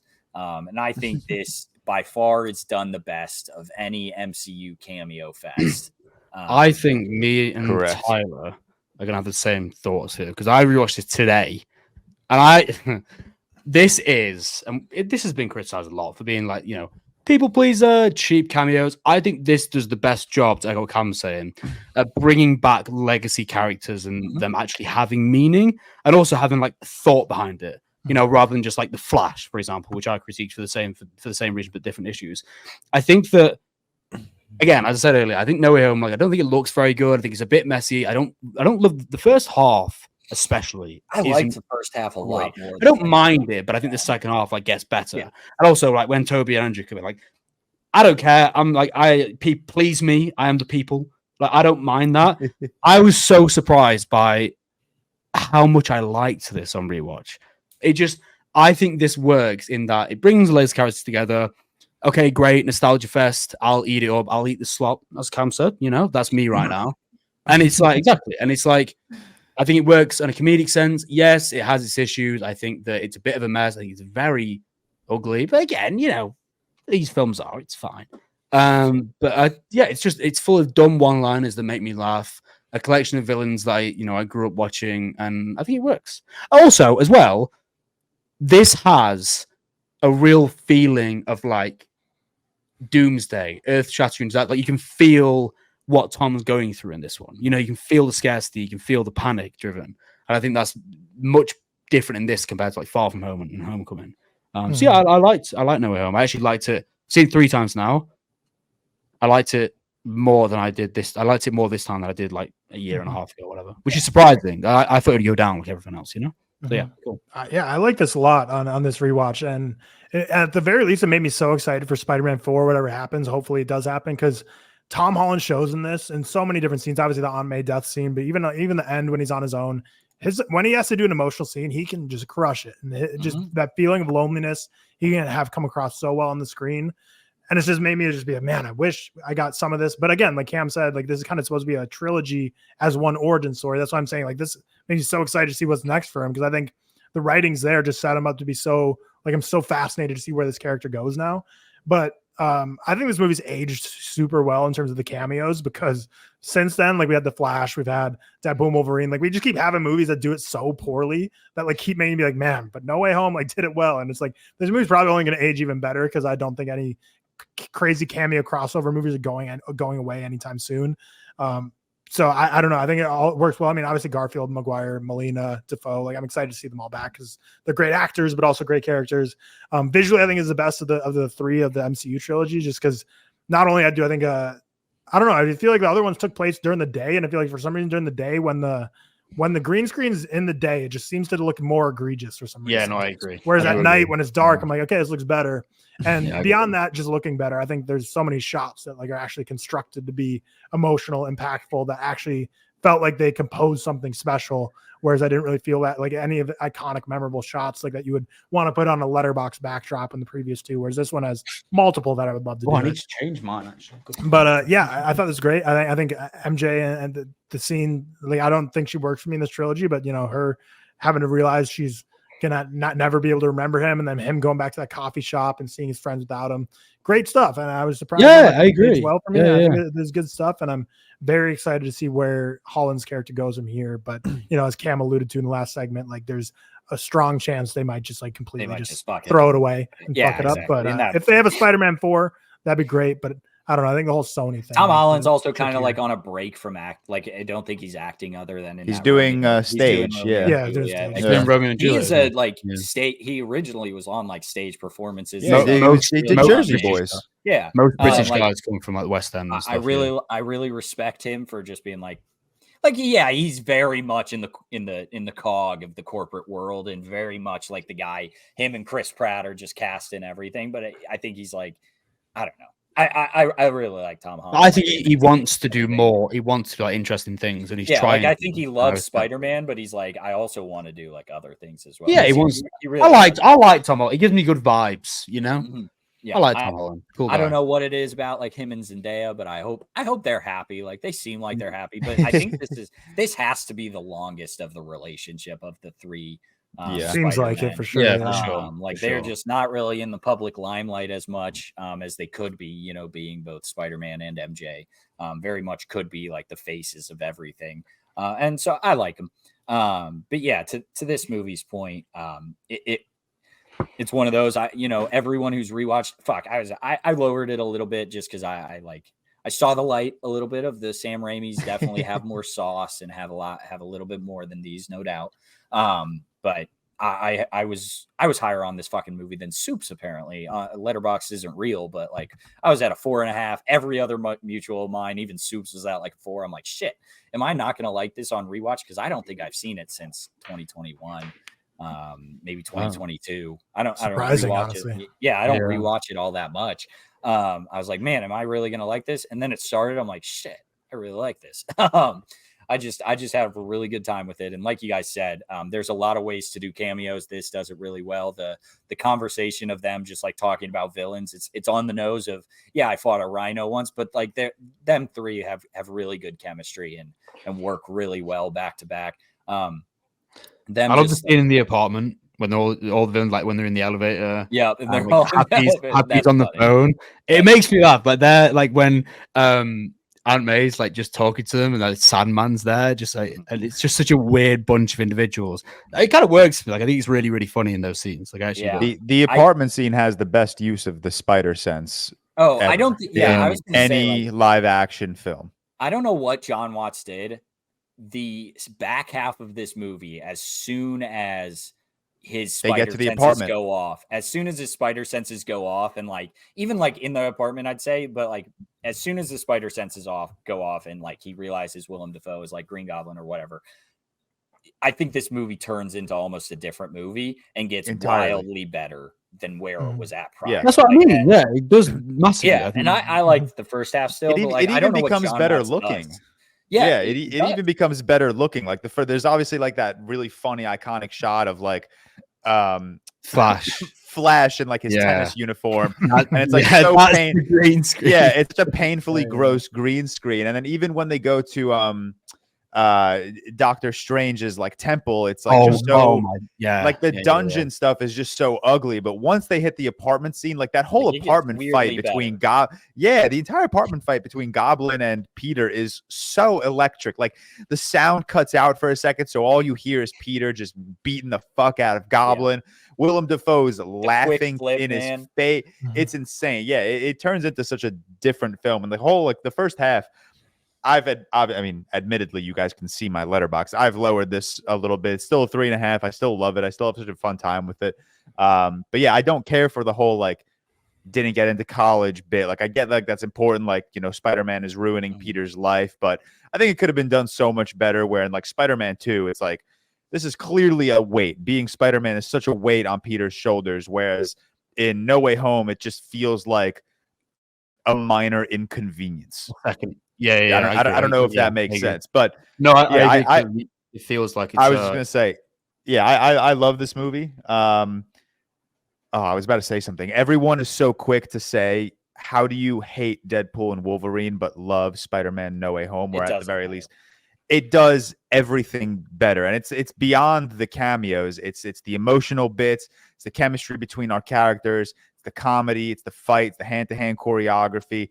The nostalgia works. The cameos work. They feel like rewarding. They feel earned. They're not just slipped in. If Toby and Andrew showed up within 5 minutes of the movie and the entire movie was the three of them, maybe I'd be lower on the nostalgia. But the fact that they don't show up and they're only in the movie for like 45 minutes, I'm like, that's perfect. Like that is a perfect like way to do a cameo that feels like not just there. It's like it's like Darth Vader and Hayden Christensen in the Ahsoka show. Like that's a fantastic cameo because it feels rewarding and it feels like it's accelerating the plot and it like provides genuine like use to the main character.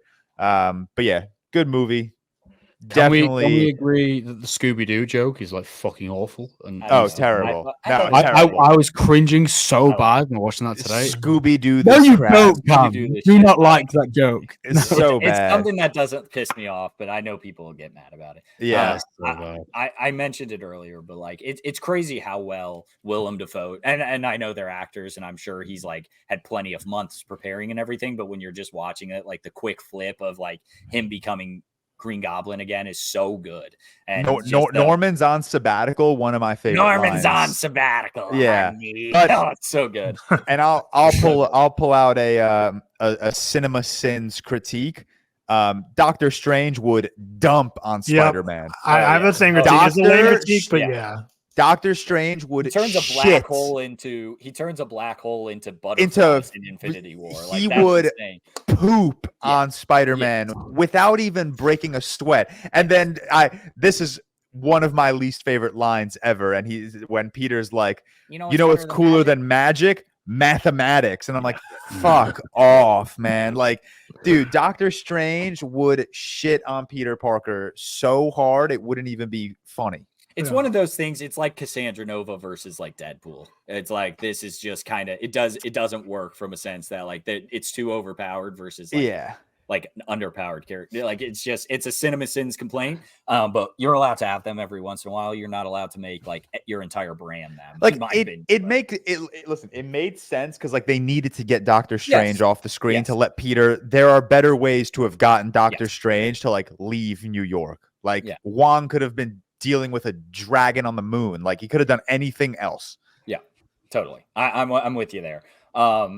And yeah, I really like the ending of him just like kind of bare bones, and the suit at the end. Now that's a good fucking destroyed. Suit. Yeah. What? Oh, you mean the final? Oh, I thought you were going back to like your Spider-Man 3 where the suit is destroyed. No, because by the end of the third act, all of their suits are kind of destroyed, and I think it looks cool. Yeah, I agree. But no, I was just saying the suit like swinging at the end is the best like live action Spider-Man suit we've got. Correct. But you only get it for like 10 seconds. So it's just that's a comic accurate, beautiful suit that like he's sewn together. It's just it works really well for the ending of this character, and I hope they continue that route. I understand they may have to do a movie like with Daredevil or something, but keep it street level, keep it fun, keep it young, quippy Peter Parker. And now he's studying for the GRE to get into college. Like, now you can make him look a little older because college kids look fucking 30. So it's understandable, but I love the running joke at the end of No Way Home where Peter just puts Palpatine on his desk, and everyone's always this movie uses Palpatine better than Rise of Skywalker does. And I completely agree with that sentiment. But also, we can't skip past the spider hug. I mean, that was adorable. That was awesome. Yeah, it's great. I love that, man. Al's hanging out, just being Spider-Man. Like we said, like they all work really well together. And I think that's what helps with them being brought back. In Spider-Man 4, do you guys want to see like Zendaya back, or no? Are we no? Completely? Here's what this will never happen, but this is what I think should happen. Okay, Tom Holland's very open that he's like over playing Spider-Man in the MCU. He's obviously going to return. He loves for Spider-Man. Does he? Yeah. No, he has. I could have sworn I read something somewhere where he's like, he doesn't hate playing the character. He's just like, I'm over. Like, I want to move on in my career. He has said, I'm sure. So what I think should happen is Spider-Man 4, make it something more grounded, ground level threats, team up with Daredevil, whatever. Homecoming already established that Miles Morales exists. So what I think should happen is Peter Parker should die in Spider-Man 4, and before his death, we get introduced to Miles Morales, and the whole movie is basically Peter teaching Miles how to be a Spider-Man, emotional Peter Parker death, and then Miles Morales is the MCU's Spider-Man going into like Secret Wars or whatever the Avengers movies are going to be called. So you want Miles Morales in the MCU then? Yeah, I'd like to see a live action. I don't want to see that till Across the Spider-Verse or Beyond the Spider-Verse comes out. I would say. Yeah, correct. Cool. Yes, that's let them have their thing. The quick research I saw is that he gave the BS answer of I want to do Spider-Man, but I like only if the story's right. That's what I found, but I'm sure there's way more. Which also means if the paycheck is right too. Oh yeah, for sure. If they send the bag to me, I will take it. Can I just say, Tom, I got that compilation on Twitter the other day again of him spoiling everything all the time. Oh, yeah. The one of him with the Infinity War poster or whatever. Like, this is fucking sick. Don't read this. And then on the back, it's like, don't read it. He's hilarious. He's great. I like Tom Holland, man. What a cool guy. Yeah, he seems like a nice guy. He just wants to play golf. Do you know who reminds me of, Cam? Do you know who he reminds me of every interview, like vibes wise? Daniel Radcliffe. Yeah. That sort of vibe, you know? I feel that vibe. Yeah. Like a happy guy that's like just proud to do what he's been doing, but and known for a particular character, but wants to do a little bit more. No, I get that. I like it. But moving on to what could be the best movies ever made. They are into the Spider-Verse duology so far, will be a trilogy eventually. So we have Into the Spider-Verse and then Across the Spider-Verse, and like there's nothing really more. I have both of these at 100 out of 100. I think they're both perfect movies in every way. I've watched them both a million times. Across the Spider-Verse like might be my favorite movie ever now. I don't know. I watched it so many times at this point. I feel like it has to be. Do we know? Because Riley asked me that we watched both these together too. The news on Beyond the Spider-Verse has changed 7 billion times. Is it still going to be a part 1 and part 2? No, I think so. Oh no, because exactly, it changes all the time. No, Across was supposed to be part 1. Part it was one. Across the Spider-Verse originally was titled Beyond Part 1. Yeah, I remember that. And there's no release date right now. Then it changed to Across, and people got really mad that it had a cliffhanger ending, even though it was like kind of But no, it was going to be Across and Beyond. We're going to be part 1, part 2. Gotcha. I mean, aside from just like what we're going to speak about in terms of just the amazing things they did with the story of Miles Morales and how it separates itself, these two films, it can't even be stated enough how monumental they are in terms of animation and how far you can stretch it, especially with Across the Spider-Verse. It is like seriously one of the biggest achievements, I think, revolutionary achievement in animation in general. And I think the use of that, especially when you look at it and you look at the budget as well, what was it, like 100 million Across the Spider-Verse? You've got like Lightyear, which was like 300 million or some shit, and it's the same thing. It is. I seriously think it's like a revolutionary, like how they designed it, how they set it out, and also like the biggest thing about the Spider-Verse films is how they feel like, and everyone says it's like comic books brought to life. They really, really do. They literally are. Well, they are, They literally just ripped right off the pages of a comic book, especially particularly Into the Spider-Verse. Like Into the Spider-Verse has like, you know, the thinking of Miles, like thinking text on his head, or like the grainy kind of art of a comic book movie in certain sequences. Like it's beautiful. Both movies they're are the most stunning. ever a film has managed to.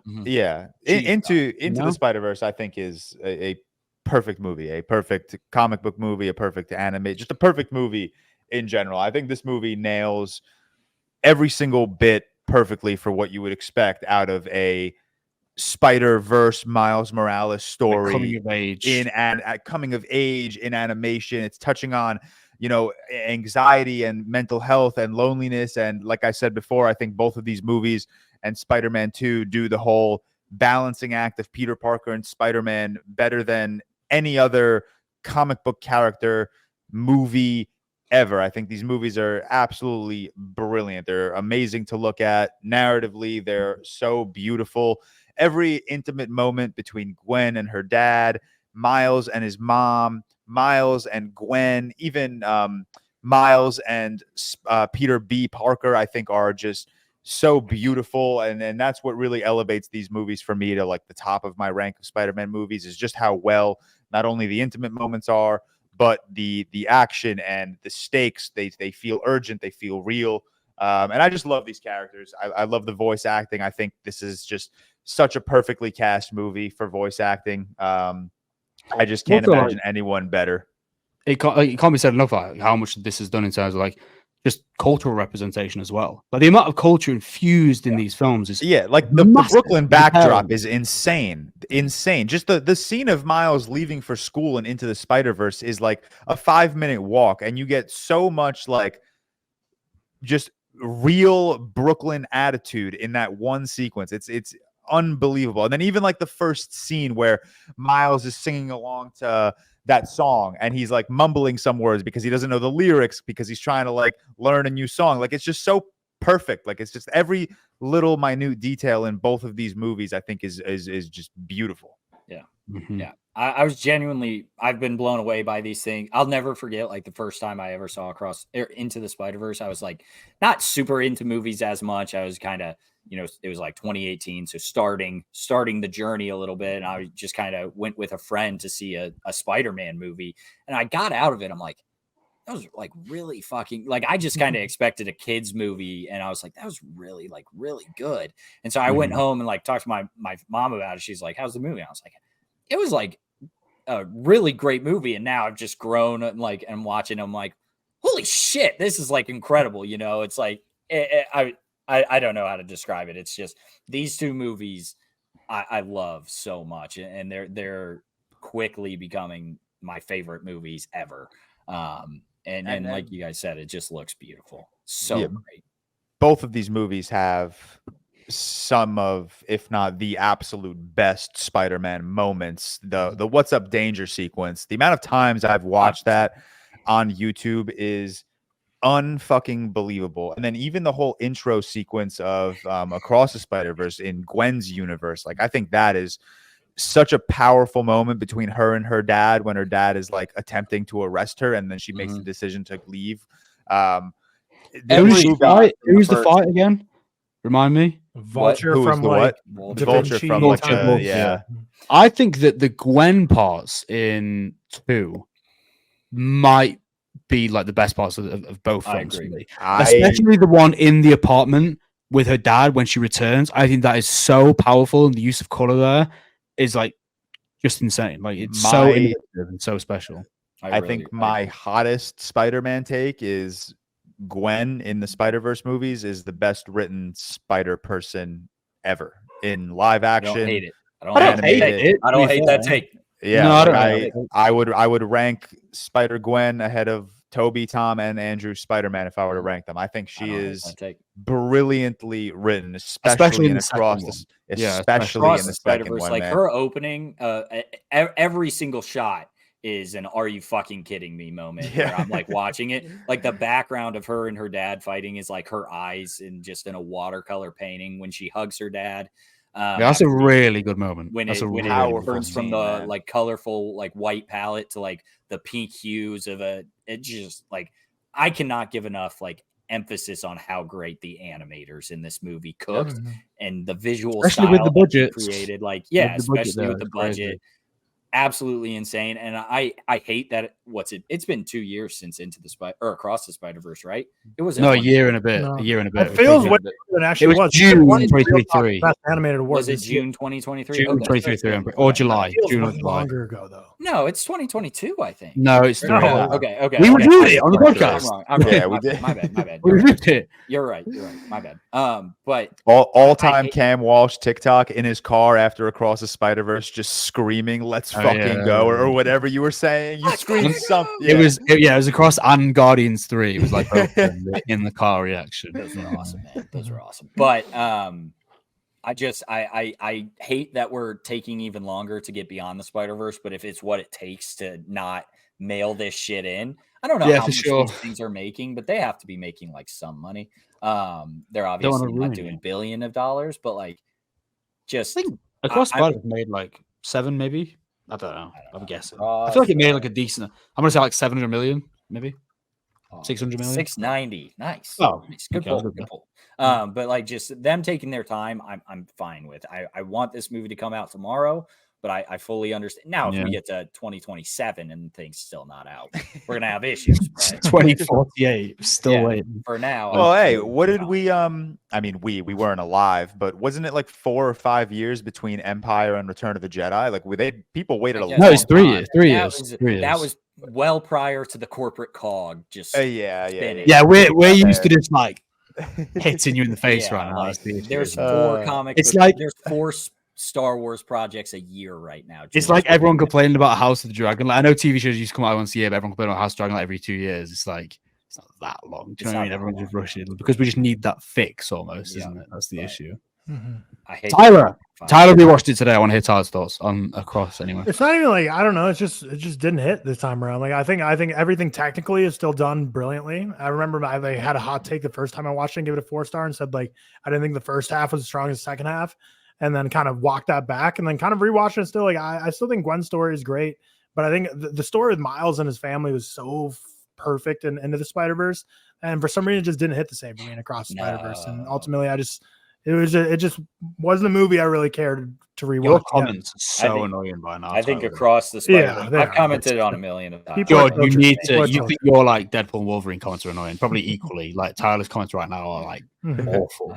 I love it. I believe it. I disagree heavily though with the For a 3.5 is It's 3.5. You have a crazy. positive rating. Insane. People like need to be locked That up and movie's not fed perfect. food. Crazy. That movie is perfect. But I do disagree heavily with the Miles and his family comments, because I think that the scene of Miles and his mom having that conversation outside like the party of That was like good. Yeah. don't like that. That to me is one of the best scenes in either of the Spider-Verse movies. Like What's Up Danger is obviously number one. And then I think the Spider-Man swinging in this, like with the spider crawling on the building behind him, like that was so fucking good, man. But like him having a conversation with his mom, I think it just works so well in the context of this, is obviously growing up and being who you want to be. But it just, I don't know. It hits so hard for me, man. I don't think there's any there's no notes for this movie. No notes. Yeah, like sometimes when you rate a movie lower, movies. you like have gripes about it. But when I don't know, sometimes you just watch a movie and you just don't like it as much and don't love it. Like, it's not like there's anything I'm gonna be like XYZ is why I didn't like it. It's just like I finished watching. I'm like, and you know, very very possible it could be I've watched 10 Spider-Man movies in 72 hours. So it could just be that. I think Seth, it's time to rewatch Into the Spider-Verse. I looked. You haven't seen it since May 2022. I actually have. I have seen it, but I was in a period when I started on Letterboxd first like 6 months where I wouldn't log a lot of stuff. So I've seen it in the past. I think like it's time for the rewatch. Months. I do want to rewatch. I'll make you a deal. If you rewatch and put it at a 5, I'll put Spider-Man 2 at a 5. Then we can be. Well, what are we negotiating? Letterboxd? Why are we negotiating my personal rating? I have it at 4.5. I love both of these films. 4.5 is like it's right there. I agree, but it's not there. It's right there. It's right there. It's on the cusp. I can't wait for Beyond the Spider-Verse though, because you know we've talked about every other Spider-Man movie. By the time it gets to the third one, it's the scope, or TASM 2. Scope is so big that it kind of loses itself, and obviously Across Spider-Verse expanded on Beyond Into the Spider-Verse a billionfold and made the scope insanely wide. And we'll see if they can nail the landing. I'm almost worried the first two, and I know I'm lower on the second than most people, but I'm worried the first two are like so like perfect. I don't know if they'll be able to ever stick the landing in a way people are even satisfied with. We said that about. The Spot was such a like silly character at the first like 20 minutes of the movie, and then they make him so fucking cool by the end. He got tough, dude. Spot's introduction though, the introduction to him is so fucking good. It's so funny, man. It's so good. Like, these movies are truly hilarious. Like they really work from that side. Also, I know Cam will agree with this. Maybe the scene of Gwen walking underneath that bridge and the camera. That's the best transition ever. One of the best shots ever. George. One of the best shots in any film. Yeah, that is Cam would disagree with that. No, agree. Oh, that's a Cam Walsh propaganda shot right there. I've posted that a million times. It's like, someone put like, what's the best scene of 2023 or something? I just posted that. That is like, it's so fucking good, man. It is so fucking insane. The score in the background, I can't remember. Shout out Daniel Pemberton. We haven't shouted him out yet. Oh yeah, it's crazy. Yeah, the score for the Prowler is absolutely incredible. Yeah, the Prowler is so good. Yeah. Wait, no, never mind. Miguel O'Hara is my favorite one. Really? Yeah, that's a good one. No, Miguel O'Hara's my 100%. Yeah, I thought that's for some reason that's where my mind went to the Prowler, but no, Miguel O'Hara is the one. That guy has so much aura. Like whenever he was on the screen, dude, crazy. Insane. I love his suit, by the way. Like I love his suit. His suit is so cool. Yeah, he's fucking good character. Love Noir too, but I think the series is probably gonna be so shit. Well, to be fair, like, wait, no, is it? What was the?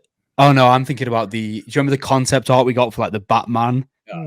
With the same graphic. That was fucking. Spider-Man Noir is like an Amazon Prime series that's coming. But is it live action or is it?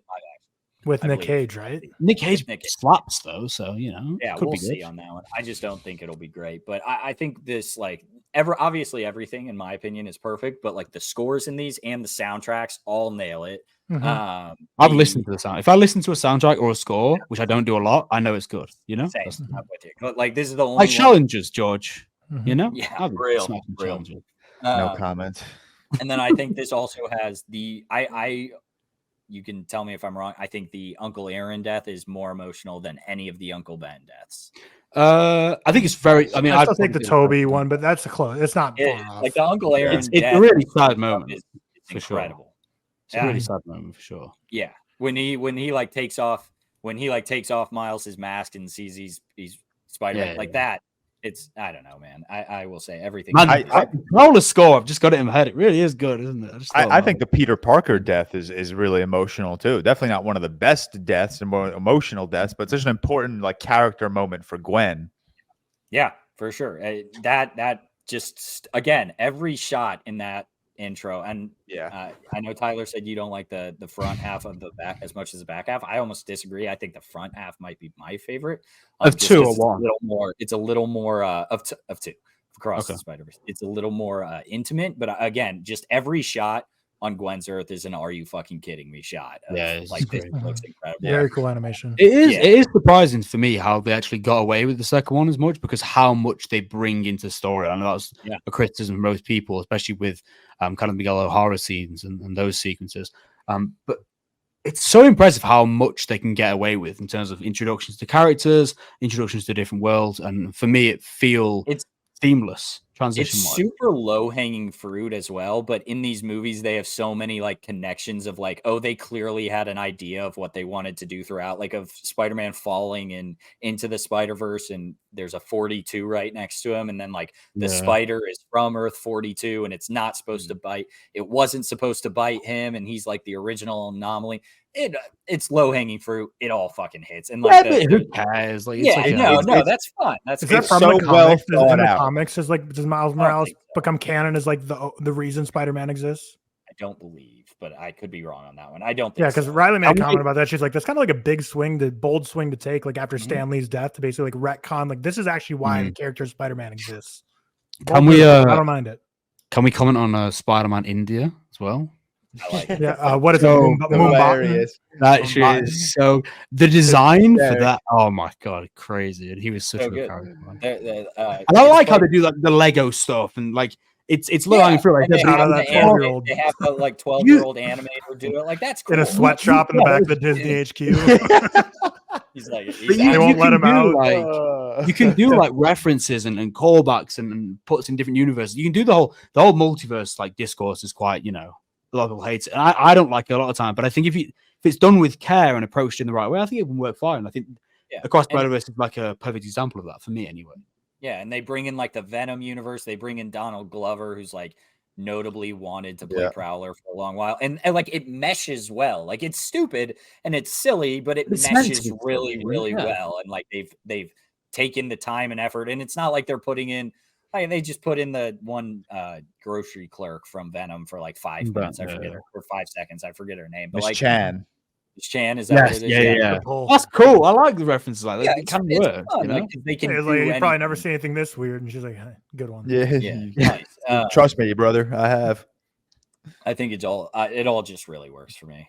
If we're talking Spider-Verse, we should shout out A Spider Within too, which the short film which came out like last year, because everything we've been saying, obviously the animation, the narrative, just how beautiful these movies look, the score, everything is just technically gorgeous. But like I've been saying, and I even was talking to Sammy about this, I read his review, kind of same sentiment.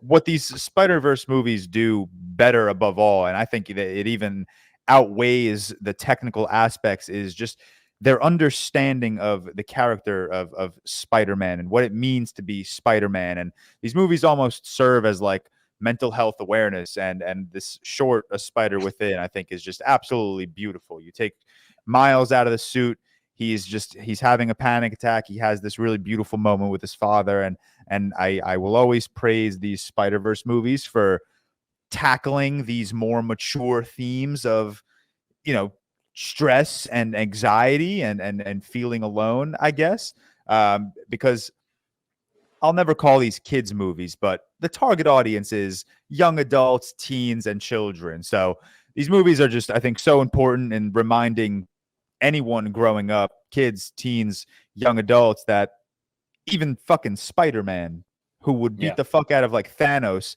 struggles with mental health. So I love these movies for that. I think that just like Spider-Man 2, I'll always bring up Spider-Man 2. That was a big reason why I raised that score to a 5 recently, is just because they do such a good job at like really like understanding the tragedy of being Spider-Man and how difficult of a balancing act it really can be. Before we did this, I was like, I don't need to watch these movies. I've seen them a million times. Now that we're talking about them, I'm probably going to watch them both. I will watch one of them tonight. I'm going to watch one of them tonight. That was dumb of me. I think it's official. I love Empire Strikes Back with my whole heart. I'm making the official proclamation that I think both of these might be my favorite movie of all time. Take out the might. I wanted an actual claim. Make it a claim. I love man. Empire Strikes Back has been my favorite movie since I was 12. Officially on 8/25/2024, Into the Spider-Verse and Across the Spider-Verse are my 2 favorite movies. There's if you had to pick one, are you picking Across the Spider-Verse? I had to pick one. I think right now Across the Spider-Verse, for how many just holy fucking shit, that is the most beautiful looking thing I've ever seen in my life moments, is probably my number 1. But What's Up Danger scene is without a doubt the best scene in any Spider-Man movie. I was just about I truly don't know if I could pick between the two. I'll watch Into and say it's the best, then I'll watch Across and say that's the best. But I'm a sucker for an origin story, and I'm a sucker for like just that becoming a hero moment. And I think What's Up Danger is the best Spider-Man scene we've ever had in live action or animation. So I think I would slightly edge Into. I'd go Into. I love both. I'd go Into. Yeah, I love. They're both 5s. What? I know what you're doing. No need. I'm trying to see. I think both of these are on my most watched ever list. Easily. I'm at 7 times for Across and 4. George is at 28 times for Across already, by the way. Yeah, that's I'm at 10. I'm at 10. Brother. I'm not as like into rewatching movies, so like I just throw on whatever I throw on. I feel like so. What do you want me to say, man? They're good movies. Sue me. Totally. They are good films. I agree. Yeah, Into the Spider-Verse, I'm at 8. Across the Spider-Verse, I'm at 10. That's it. Cam, do you have to jump now? That's a lot. I'll probably jump. My ranking would go. Give me your quick rankings on the Spider-Man and Tom Holland. Just like I'm writing them down, or Spider-Man and Peter Parker. My live action Spider-Man ranking would be in the suit would be Tom Holland, Andrew Garfield, Tobey Maguire, and then my Peter Parkers would go. I'll let you finish. Sorry. Go for it. My Peter Parkers would go Tom Holland, Andrew Garfield, Tobey Maguire. Oh, nice. You can copy and paste. I'm a Tom Holland defender. I really am. I'm sorry. But yeah, I actually Miles Morales would be probably at the top of all of those, but we're doing live action. It's just too hard to compare. Like, no, I agree. It's weird. Yeah.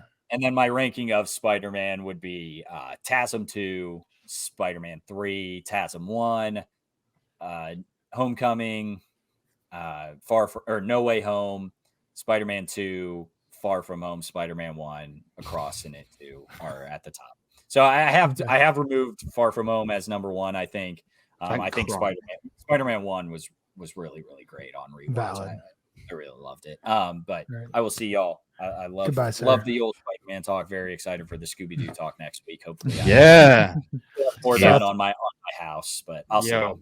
Good luck, Seth. What's your Spider-Man ranking? I don't know, man. Is this in the suit? Yeah, okay. This is in the suit. Toby. Ooh. Purely based on how the suits look, it's got to be Andrew and then Tom, I think. Okay. Yeah. And then, here, we'll do all of our Spider-Man. I was just running through cams real quick. So, George, how about you?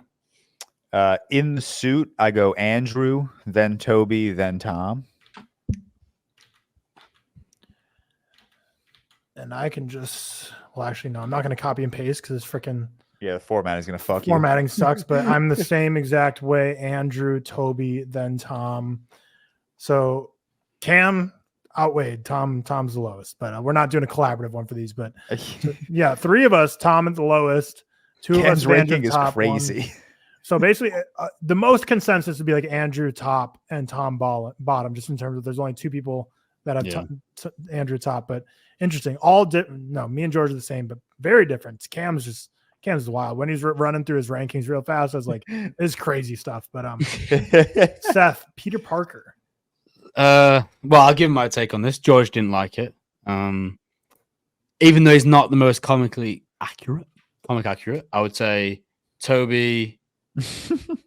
Oh, that is actually tricky. So I think I like them all as no, Toby, Tom, Andrew. Me. George. Tom is my number one.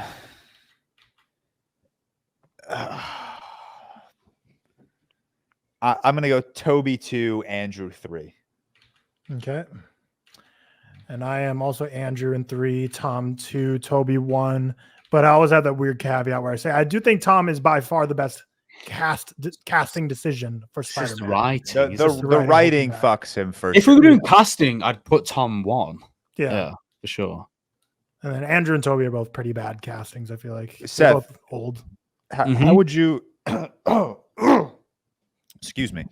How would you react to me saying I think Tobey Maguire's best performance as Peter Parker is Spider-Man No Way Home? Nah. I think he phoned it in so much on. I don't, dude. The first scene when they're talking, all three of them on top of the school. That's one of my favorite Spider-Man scenes ever. I think that's one of Tobey Maguire's worst performances. Really? I think all the end stuff with him is really phoned in. Even the action part, maybe that's just because the direction's not as good, but like when he like stops the glider, cool moment, but like it looks so corny when it's like him like looking like, I don't know, it just looks so fake. But I don't know. I don't love Toby in him. I mean, I like him in him, but I think he's better. I don't mind him, but I feel like George, you like my Babylon edit of Spider-Man 3? Yeah, dude. I saw that tweet. I was like, where does he even think of these things? My brain's a dark place. All right. Time for the fun. Cam's not here. We're going to collaboratively rank these 10. Now, listen, I'll be here to defend Cam's MCU. I would have hoped this. Are we doing like vetoes or anything? How does this work? I think we just all got to agree and we got to come to a compromise. I think to start though, it's obviously 1 and 2 is going to be Into the Spider-Verse and Spider-Man 2, but I think it's 2 and 2 because Cam's obviously Into the Spider-Verse 1. So I'm Spider-Man 2 at number 1. I think Seth is probably the same, so I feel like it's almost like a coin flip right there. I'm into at 1. Cam's not here though. Does Cam get a say when he's not here? Fair. I would go Spider-Man 2 at 1 and then Into the Spider-Verse. I think Spider-Man 2 at 1 and then I think Into at 1. I think Spider-Man 1 at 2 and then Into at 3. No, I'd go. Into's for sure. The lowest Into can be is definitely 2. Okay, fine. All you want to do is Tyler. There's 2 of us here on Spider-Man 2 at 1, and then George, let's say Cam is here. That's what I'm saying. We flip a coin for it. Flip a coin. In fairness, Cam would pick a cross at 1, so Spider-Man 2 does have more votes. So I say we just flip flop. We go Spider-Man 2 Into, and then across, and then I don't. It has to be Spider-Man. We have to Spider-Man 1. It can't be across. I just knew those top 2 were a lock. Yeah, that's fine. I don't think it will be. Hold on. Question: would it be easier to maybe throw in our 10s and see if we can work bottom up? Yeah, because I think 3 is top. Homecoming. TASM 2 has to be mine's last. Homecoming as well. Yeah, do not put Homecoming at the bottom of this ranking, dude. No, let's coin flip because George and Cam both have TASM 2. I am not in the mood for that discourse on Twitter, bro. We have to coin flip because me and Tyler. I'm far from home under TASM 2, George. Bro, me and Tyler have got Homecoming both at last. Then you and Cam have got TASM 2 both at last. So Tyler, you have to coin flip this. George deprived us as a coin flip for the top 2, so we're gonna get a coin flip here.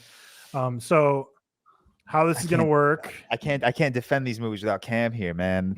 We cannot. It still would have been a coin flip. If Cam was here, that's what would make a coin flip. Without the coin flip, Homecoming would be locked in a 10. We can't put Homecoming at 10, man. So if it's heads for Homecoming, heads means Homecoming goes at 10 and last. Tails means TASM. Perfect. So TASM 2, of course. TASM 2. But so heads, and that means they go in last. So heads is bad for Homecoming. Go. Oh yeah. Yeah. 10. That is so atrocious. This graphic. We're getting Matteo make a graphic of this. It's gonna be fun. Oh, we're gonna get shit on Twitter, dude. We get on Twitter anyways. I hate this formatting. I tried to fix it a billion times yesterday, but for some reason they're like, oh, let's just tab over the 10, and there's nothing. Mine is all. It's gonna bother me. But okay. So TASM 2 has to be 9. Yeah, even though I'm Far From Home next, TASM 2, I will definitely concede that. I have TASM 2 next. This is like my order right now. And then, yeah, obviously with other people down there, I think Far From Home has to be next year. I think TASM is next. Oh, I thought you would fight me and say Spider-Man 3 has to be next. Oh, I forgot about Spider-Man 3. Yeah. No, you can't. Sorry, I forgot about. I was thinking of the TASM movies. Yeah, Spider-Man 3 should be in number 8, and then Far From Home. Yeah, for sure. Well, I've got Spider-Man 3. We have Cam to. would agree, so we got to. We have to coin flip again. No, because we have to weigh up ratings now. Well, my rating is Far From Home is 9 out of 10 for me. 9th place out of 10th. No, I mean, sorry, Spider-Man 3. Where's that on yours? 4th. See. Oh, that's gross. Oh, yours is higher than mine, Tyler. Mine's 5th. That's I have it interesting. above across. So it can't be 8 then. I have Spider-Man 3 at 9. Oh wow. It can't be 8. If Tyler has it 4 and I have 5, I don't think. Where do you have Far From Home, George? I have Far From Home 8. Yeah, that's got to be 8. That's got to be George. Think about it.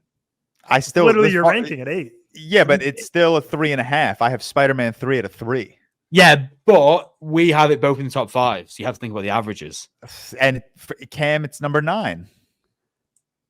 Yeah, but Cam doesn't count. I'll resort to a coin flip. No, I don't want to be seen with Spider-Man 3 at fucking 8. Fuck, yeah, Spider-Man 3 has to be at 8, man. It has to be. No, it has to be top 5. No way. Coin flip it. I don't even think you believe that sometimes. I do. I have it perfectly. I think it's way better than any of the Tom films or TASM. Oh, that's crazy. All right, flip the coin. So it's between Far From Home and Spider-Man 3. So heads means Far From Home will go in the 8. So Far From Home 8, heads, Far From Home 8. And then Spider-Man 3 goes Spider-Man 3 8. But whatever doesn't goes in the 7, yeah? Yeah, Seth, you want tails and George wants heads. Yeah, okay. Yeah. Yeah. I like it. I'm getting cut on coin flips. To be fair, George, it's still in 7. Like it's not like it's it's we're putting this studio obstructed cornball movie. It's terrible. That's terrible. You can't ever talk about studio obstruction and as a pro for an MCU film. Yeah. Get the fuck out of here. This is just should be top 5, but I'll take it. This ranking is crazy. This ranking is I feel like Amazing Spider-Man probably 6. The Amazing Spider-Man makes sense. Yeah, TASM next. Even though I have it above No Way Home, but TASM's still next. TASM next. And then it's got to be No Way Home. It's no question. Yeah, then it's got to be No Way Home. I think a lot of people debate that, but I think us three are pretty clear. Now, I would go across Spider-Verse, but I think Cam as 100, so I don't mind going Spider-Man then across Spider-Verse. I mean, I'd obviously go Spider-Verse at 4, but again, I would go Spider-Verse at 4. I'll concede this. I would put Spider-Verse at 3. Spider-Verse would have been my 2. Since we got the win on Spider-Man 2, I think we allow this here. All right, fine. Right, dude, do you ever look? We cranked through that. Do you guys ever look at a word for so long and it starts to look weird? Yes, I'm staring at spider right now, and it does not look weird. Normal. Yeah, I do. Like that's not how you spell spider. I think I'm losing my fucking mind. The P and the D just going in opposite directions is fucking. It's fucking me up right now. All right, so our collaborative ranking of the 10 Spider-Man movies: in 10th place, Spider-Man: Homecoming. Yeah. 9th place, The Amazing Spider-Man 2. 8th place, Spider-Man: Far From Home. 7th, Spider-Man 3. 6th, The Amazing Spider-Man. 5, Spider-Man: No Way Home. 4, Spider-Man 1, the Raimi. Number 3, Spider-Man Across Spider-Verse. Number 2, Spider-Man Into the Spider-Verse. And number 1, Spider-Man 2. I don't hate it. I think it's fine.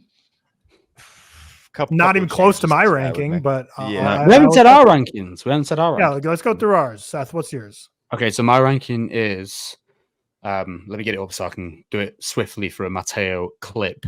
My ranking is The Amazing Spider-Man 2, Homecoming, The Amazing Spider-Man 1, Far From Home, No Way Home, Spider-Man 3, Across the Spider-Verse, Into the Spider-Verse, Spider-Man, and Spider-Man 2. Okay. George? I got TASM 2 at 10, Spider-Man 3 at 9, Far From Home at 8, Homecoming at 7, TASM at 6, No Way Home at 5, Spider-Man 1 at 4, Spider-Man 2 at 3, and then Across and Into at 2 and 1. Okay. My ranking of the 10 Spider-Man films, at number 10, I have Spider-Man: Homecoming. 9, Spider-Man Far From Home, 8, The Amazing Spider-Man 2, 7, Spider-Man No Way Home, 6, Spider-Man Across the Spider-Verse, 5, The Amazing Spider-Man, 4, Spider-Man 3, 3, Spider-Man, 2, Spider-Man Into the Spider-Verse, and 1, Spider-Man 2. Nice. So we all got pretty different ratings, but good stuff. But that concludes our Spider-Man section, which was basically the whole episode. The trailers and movie news are really, really light this week, but we hope you enjoyed that Spider-Man discussion. Next week, we'll be doing some Scooby-Doo, but we still got a little bit more of the episode to wrap up here. So real quick, trailers. We got obviously the Megalopolis saga this week of a trailer for Megalopolis coming out, finding out that they were fake quotes at first. Then you find out that those fake quotes were AI generated fake quotes. And then they pulled the trailer. People were fired. Just an absolute mess. One of the biggest marketing fumbles in a while. And I mean, I guess you can say like, oh, well, it's still got people talking about the movie, which is true. But clearly with the people being fired and like, it's like when it comes to like journalism, there's things you can do to drum up hype with falsities or like bending the truth. But when it comes to just straight up lying, especially about legends of the game that are dead now and just saying they said stuff that they never did. Just crazy, just crazy, just gross. I mean, I'm excited for Megalopolis still because it's so divisive, but I mean, Francis Ford Coppola is like a guy I don't really wish anything like good happens to. He's like a shit person, so I'm not gonna like. There's nothing that I like. I don't want to be a fanboy of this movie. I don't post about it much online other than this AI stuff, but like trailers. And stuff, I try to like keep it mum because like this isn't a movie that I want to personally like be out there promoting. I'm still gonna see it. But yeah, at the start, I was obviously pushing it really hard because I was just really excited for it. But I think you have to kind of keep that. I don't really want this film to do well inherently. I mean, I do for the. It won't, so you're okay. It will not do well. No, it's going to be a financial disaster. But I just mean like I do for film and whatever. But also fans fuck over whatever. I don't give a fuck. But the everything to do with this film has just been an absolute catastrophe. And then you have the AI, the defining AI quotes, and it's like, if anything, it might help because this is just fucking like tomfoolery from start to finish. To the point where it's just everyone's speaking about it, But it's so dumb. And then you've got people who are saying like, this is so like on note. This is so like trying to make excuse for what the fuck are we talking about? This is like this is awful. But yeah, I mean, it is kind of indirect marketing in its own right. But realistically, it's a really, really weird. Like even just the Roger Ebert review, which was of, I can't remember. It might have been The Godfather. Obviously, that was pulled up to be like a review of his Batman '89, like Tim Burton's Batman. It's like, what the fuck are we doing? It's like how it's crazy to think people wouldn't find that out. Like Roger Ebert, Pauline Geller, like two of the biggest, probably two of the most famous film critics ever. How are people not going to be able to find this? And it's like, what, like. It's quite like the audacity is like admirable almost because it's just blind delusion at that point. To think that no one will be able to like catch it, Crazy. Insanity. It's the same stuff people like did when like Donald Trump was rising in political power, where it's like you think they're playing 4D chess when really they're not. Because like there was a moment where when this happening, I was like, maybe this is like what Megalopolis is all about. Like a society is at its crumbling, and stuff we learn from our past becomes twisted and changed and diluted. Maybe this is like a masterful marketing move, and then ultimately you realize, no, it's not. That would be a crazy play if it was. They're stupid. Yeah. That would be crazy. I thought it was crazy how like they like named. I mean, I found out he was like a big marketing consultant guy, but then like the tweets were like, "This guy has been fired for." I'm like, man, they're really scapegoating him. They're like blasting his name everywhere. But yeah, crazy saga that just all happened so fast, and there's new updates every hour. It's Seth. Very excited to hear you tell the podcast listeners about the first trailer for The Lord of the Rings: War for Rohirrim, which has been released. I shed a tear, man. Crazy shit. Dude, I love that animation style. Sorry to cut you off. I know everyone's like pooping, like, why does it look like that? But I'm like, dude, it looks beautiful. Because the style. It's like, and also I had comments. I did like a trailer for this, and I had comments like, it shouldn't have been this. It's like, how do you not know this? It's been in the works for ages. So the way this is set out, and I think the story it follows has got massive promise. In terms of kind of where it ends up. Obviously, I think it's 200 years pre-Fellowship where it starts. A lot of creative decisions went into this. Like obviously, Peter Jackson was a major contributor in producing the work. And the guy who made it is like the Ghost in Shell creator. I think it's Ghost in Shell, which is like a really, really famous Japanese anime. It's got incredible reviews, so I'm sure that's great. I think stylistically it looks really, really good. I think it looks vivid, colorful. I think it'll be just an epic journey back into there. They obviously like tugged at the heartstrings for all Lord of the Rings fans in the trailer by putting like a couple of scenes from Lord of the Rings and then obviously the speech as well, which is like, oh, fucking hell. But yeah, I'm really excited for this, like just to be back in that world again. And obviously we had it with Rings of Power. We've said before, like I liked Rings of Power, but I didn't think it was, we've been over this. And I probably will watch season 2, but I'm not like crazy about it. I'm excited, but it's not like I don't know, whatever you're playing it to. But with this, it's like, I'm just really happy to be back in that world again. I think the animation looks fucking amazing for me anyway. And I love that choice to put in this world. And it's also, this is what like Tolkien created this whole world for, to expand into different media, into different forms. So yeah, I'm very excited for this. Me and Anna are both, very, very, very, very excited. Do you know there's a one-off, a trilogy, or think it's gonna, or do you know what it is? It'll be a one-off, I believe. If I'm thinking it does really well, probably not, but I mean, yeah, but it's like I can't remember actually because I haven't read the actual books in a long time. But I think this ends like near the start or at the start of Fellowship anyway. So like kind of the pre. I don't actually know where they can go from this, but I assume it will create more in that style if it does really well. I'm not sure on the budget. Does it have a budget right now?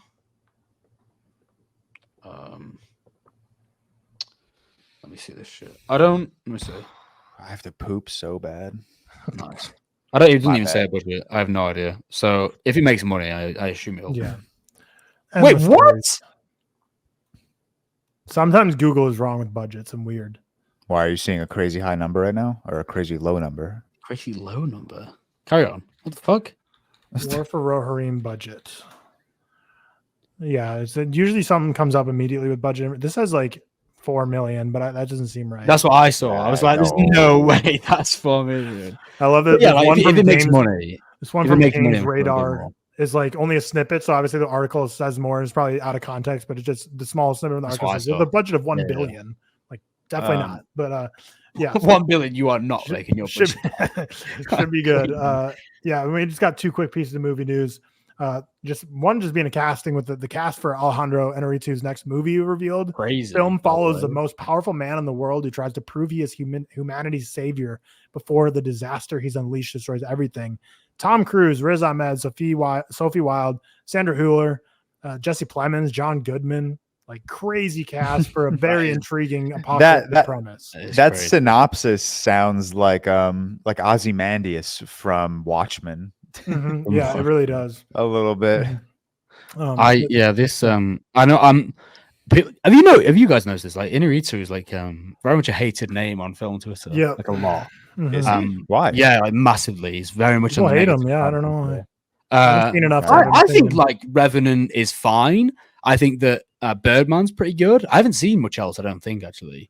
But the cast, like Tom Cruise, Riz Ahmed, Jess Plemons, and John Goodman, and Sandra Hüller and whatever. But like that's crazy. I'm so in. Like crazy. Crazy cast, incredible premise. Should be. Oh, Sophia Wilde. Like Sophia Wilde was talking, wasn't she? Yep. Yeah, cool. And the cast was even longer. I just picked kind of like the top 6 people. Yeah. There's plenty of other great people announced, but that kind of does it for this episode. Shout out to our executive producers, the Stefan Johnson, Stefan Niebrick for always supporting us. But then Josh Weimer, first episode being executive producer. Welcome to the club. So grateful and thankful to have you. We hope you've been enjoying the Discord as well as all of our other patrons enjoying our Discord and all the great stuff going down in there. But we hope you enjoyed this Spider-Man episode. Don't really know how long it's ended up being because we like filmed different things on this same recording. It says we're at 4 hours right now, but like we have different episodes as part of that. But I think it's probably like close to 3 hours, if not over 3 hours. When I started this, like because obviously I came a little bit late today. I remember looking when we were like in recording. 2 hours. We were like in. No, I remember looking and we started recording maybe like 5-10 minutes in and it said 55. Okay, minutes. So we're just probably just over 3 hours. hours. Yeah, sweet. Awesome. Well, I mean, next week we have our 2-year special. So watch your Scooby-Doos. Cam and Mateo will be posting out the lists of what we're going to be watching for as much as we can. So we'll make sure they get on that. So if we don't do that, be commenting or adding us on Twitter and be like, hey, you said you're going to release that list, but didn't. Remind us, poke us if you need to. But Thursday, we're going to do a draft of the worst movie casts of all time. And then Friday's going to be Billy Wilder's Witness for the Prosecution reviewed. So stay tuned for those, and we'll see you next week on the 2-year anniversary. Peace.